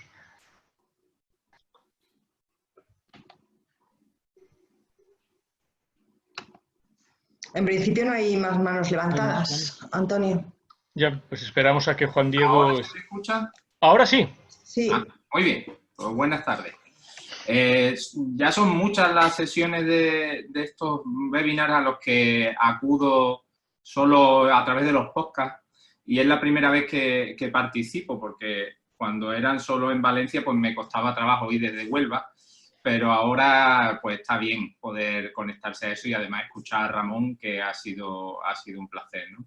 Hace muchos años ya que conozco a Ramón de una forma tangencial a través de Antonio. Nos hemos podido encontrar pocas veces, pero todas mis experiencias con Ramón han sido muy positivas, muy buenas. Y creo que de la charla de hoy, si se retoma con cuidado y salvando todos los cortes de la conexión, se puede encontrar una ejemplificación muy buena de lo que se debatía en otro webinar anterior sobre la educación liberal. Hablaban ahí del tema de la lectura, de la academia y de cómo sobrevivir a las presiones que la institución hace sobre aquel que quiere educarse liberalmente con otros, ¿no? De esa coinonía, de la filía, de todas esas cosas en las que se estuvo hablando en ese debate.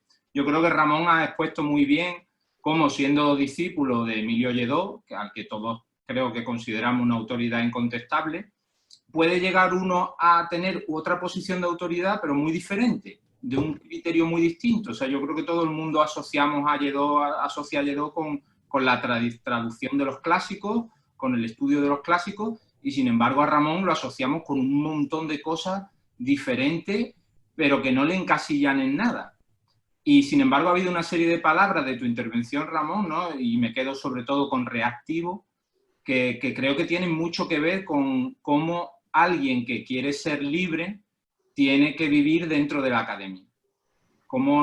Y ahí quiero conectar con no he podido leer los libros, lo siento, los leeré en su momento porque me enteré del webinar media hora antes de empezar, pero el libro de Dashaw Wall sí lo he leído y me llama mucho la atención el fracaso que supone para Thoreau el rechazo que Margaret Fuller le hace de alguno de sus poemas al inicio de su carrera. Dashaw Wall lo muestra muy claro.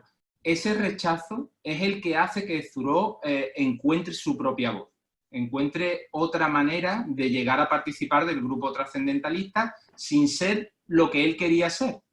En este sentido, termina siendo el Eric Channing, ¿no? O por lo menos así lo plantean, como el poeta de Emerson, y Thoreau termina siendo otra cosa.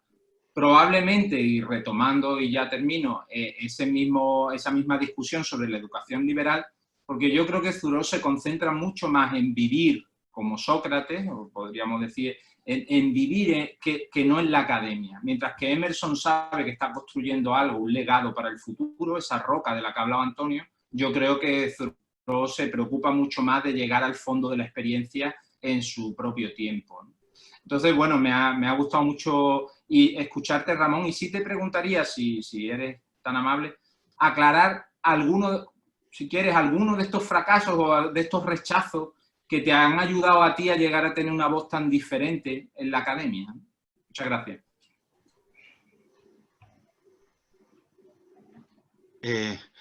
Gracias, Juan Diego. Madre mía, qué preguntas. Voy a contar anécdotas, mejor que otra cosa. Bueno, yo no soy discípulo de Emilio, en el sentido, no sé, como que su trabajo me jubilaba. No tuve una relación como han tenido muchísimos filósofos de España, que salen en los documentales cuando se hacen sobre Lledó, ¿no? No, era el más pequeño, fui el último, no. Pero con Emilio Lledó a mí me sorprendió cosas más personales, ¿no?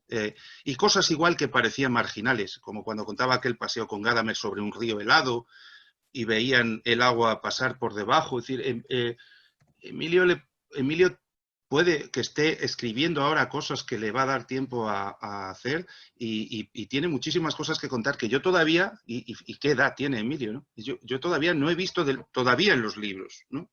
Y de hecho, en algunos últimos... Pero bueno, quería precisar que no fue una relación de discípulo, pero sí hubo cosas fascinantes, y es que no sentías miedo. No sentías miedo con Emilio. La relación en una academia es de miedo, nos da vergüenza admitirlo. Con Emilio yo no sentí miedo y le pedí disculpas por anticipado, porque le dije, mire, Emilio, yo no tengo nivel suficiente de alemán para dar la talla, ¿no? He estudiado alemán en la carrera, 4 años, me apaño como puedo. Y me dijo, hijo, tú no tienes ninguna obligación de dar muestras te manejas muy bien en el inglés. Y mira, te voy a decir una cosa. Cuando tengas dudas leyendo Aristóteles, vete a la traducción de Acril y disfruta de la edición inglesa de Acril. No me tienes que ver, no me tienes que, ¿no? que no te tienes que disculpar porque no, es decir, teníamos amigos comunes que leían la versión de Schleiermacher, en fin, yo me he criado entre germanistas, pero he tenido la suerte de que los que me han acabado dando libertad o haciéndome sentir libre, que es diferente, puede que no seas libre, pero te sientes por lo menos más relajado, nunca me han reprochado que tuviera un déficit de germanismo. De hecho, esa misma noche, Lledó me regaló Las leyes de Platón en la versión inglesa, en un libro de bolsillo, tan bien como este de Zoró que yo he subido a las redes sociales. Y me dijo, toma estas leyes, son cojonudas. Léete esta versión de Las leyes de Platón, son cojonudas. Y era de Penguin, ¿no? Es la edición de Penguin. La otra persona que me dio libertad fue José María Ripalda, que es el editor, ¿no? Un hegeliano, un marxista, traductor de Adorno, traductor de Hegel, que era muy diferente como académico y como persona a Lledó, ¿no? Y sin embargo, también aprendí muchísimo de Ripalda. De hecho, sale en el libro de Filósofos de Paseo porque es el que edita el viaje de Hegel por Berna, ¿no? Entonces, tuve suerte. Ninguno de los dos me pidió, haz las cosas como yo las hago. Y sin embargo, los dos, lo que yo consideraba un hándicap, porque es una palabra horrorosa, pero que la gente la usa, era que yo era un angloamericanista, que yo me dedicaba a las letras inglesas, que yo leía filósofos ingleses, que yo leía a Emerson. De hecho, a veces para justificar por qué leía a Emerson, sacaba ese trocito de Nietzsche sobre Emerson donde dice, es más joven, ¿os acordáis? No es como Carlyle, no es como el cascarrabias y el energúmeno de Carlyle, es joven, siempre va a ser joven. Entonces yo me escudaba en Nietzsche y decía, cuidado que Nietzsche ha dicho esto sobre Emerson, no estoy loco leyendo a Emerson, ¿no? Entonces, bueno, tuve esta pequeña suerte, tuve otros encontronazos, tuve otras, mi director de tesis fue Jacobo Muñoz, ¿no? Otro marxista, ¿no? Que empezó su carrera en Barcelona, bueno, es de esta tierra, de vuestra tierra, de Vallet, ¿no? Y, o sea, pero fueron influencias muy diferentes, un hegeliano, un marxista, Emilio, es decir, la visión que tiene Emilio de las humanidades yo no la comparto y siempre le hemos discutido los amigos, no sé si considerarme amigo o nieto o algo así, ¿no? Como una especie de chaval que llegó hace 30... Entonces, nunca hemos compartido muchos códigos. Igual que cuando trabajé en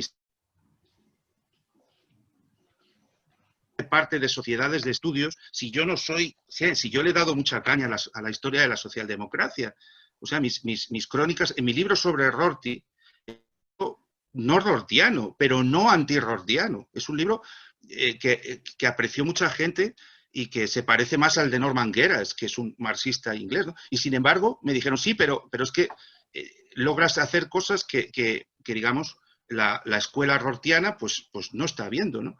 Y tuve también esa suerte, que contacté con socialdemócratas norteamericanos abiertos a versiones, a fábulas, a historias que no eran todas iguales, ¿no? O Bernstein, con el que me ha unido una gran amistad, pues nunca he entendido cómo quiere juntar a Hannah Arendt y a John Dewey, y lo sabe, y se lo seguiré criticando y seguiremos tirándonos las sillas a la cabeza, ¿no? En el mejor sentido de la palabra, ¿no? Y tampoco he entendido su intento de republicanismo, ¿no?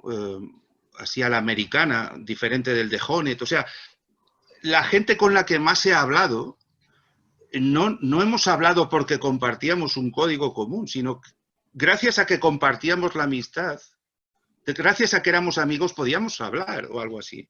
No era, dado que coincidimos en algo, somos amigos. No, somos amigos y tenemos que hablar. Y no vamos a estar de acuerdo en muchísimas cosas. Incluso vamos a estar en profundo desacuerdo sobre muchas cosas, ¿no? Y entonces, en esos espacios de desacuerdo es donde más libertad, yo creo, aprendes donde aprendes esa libertad, ¿no? Que no es esa libertad académica de salir a decir grandes cosas, grandilocuentes, es más bien el hábito de quedarte a conversar, aunque no quieras estar de acuerdo, aunque no puedas estar de acuerdo con otros. Es la obligación de seguir discutiendo hasta el amanecer, ¿no? Hasta que no puedas más, ¿no? Entonces, no es una cosa... esa libertad, es un hábito. De Emilio, yo indirectamente se me consideró que estaba algunas cosas en los años 90 sobre hermenéutica, porque sí, había estudiado mucha lingüística, hice unas cosas sobre Gadamer y los juegos de lenguaje. No fue una influencia, fue una coincidencia. Y qué buena, ¿no? Si estás escribiendo esas cosas, hablar con cierto tipo de gente. Igual que si estás hablando sobre Marx o Hegel, pues qué buena coincidencia, ¿no? Que esté Ripalda cerca de ti y puedas conversar. O qué buena coincidencia que si estás estudiando historia de las ideas en Estados Unidos, puedas hablar con el único discípulo vivo de Hannah Arendt, que es Richard Bernstein. De hecho, en la película de von Trotta, en los créditos, veréis que sale, porque fue el único que estaba vivo que podía certificar o orientar sobre cómo cogía el cigarro Hannah Arendt, o cómo vestían en el New York Times, o cómo Mary McCarthy. Es decir, qué bueno, ¿no? Aprender las historias que cuenta Dick, ¿no? Sobre todos esos años de la New School, ¿no? Y su intento de conciliar algo, insisto, que yo no veía claro, que era el legado de Hannah Arendt con el de John Dewey, ¿no? Bueno, y no nos hemos puesto de acuerdo. Entonces han sido coincidencias, no son fruto de la logística académica, no son encuentros fruto de un cálculo premeditado, ¿no? De una balística profesional. Generalmente cuando haces balística disparas al sitio equivocado y no te sirve de nada, ¿no? Entonces, más que libertad yo lo llamaría tranquilidad o, no sé, una especie de serenidad de la conversación más que una... Pero bueno, no sé, no había contado esto nunca, pero creo que es un buen día y un buen espacio para contar estos chismes, ¿no? Bueno, no son chismes, creo que no. El último libro que tengo en la mesa se llama Anécdota platónica. Cualquiera diría que es una colección de chistes o de chismes, pero no, son el entresijo, Ramón, yo creo que la vida interna de la filosofía que se nutre de estas conversaciones hasta el amanecer o en el atardecer. Así que nada, muchas gracias por ello. ¿Hay alguna intervención más? Pues entonces, muchísimas gracias a todos. Ramón, gracias por participar en el último seminario de este año y espero que tengamos la ocasión de volver a contar contigo pronto. Sabéis todos que volvemos en septiembre. En septiembre empieza el primero de los 6 cursos de este año de la Escuela de Filosofía, la Biblioteca de la Sociedad Civil. Nos quedan muchas clases por delante, en la forma que sea. Ojalá que volvamos al salón del Ateneo. Ramón, un día tienes que conocerlo, la mesa rectangular de la 5ª o 6ª planta, ahora no recuerdo bien, y verás en la 5ª y verás que allí se discute de una manera que es anecdótica en el mejor sentido de la palabra, ¿no? Y si no, recurriremos al webinar como ahora, y creo que seguiremos haciendo lo que es justo, que sea lo que sea la filosofía, no esté muy lejos de la ciudad, del espacio, como le gusta decir a Ramón, del espacio compartido. Muchísimas gracias a todos y hasta muy pronto. Chao.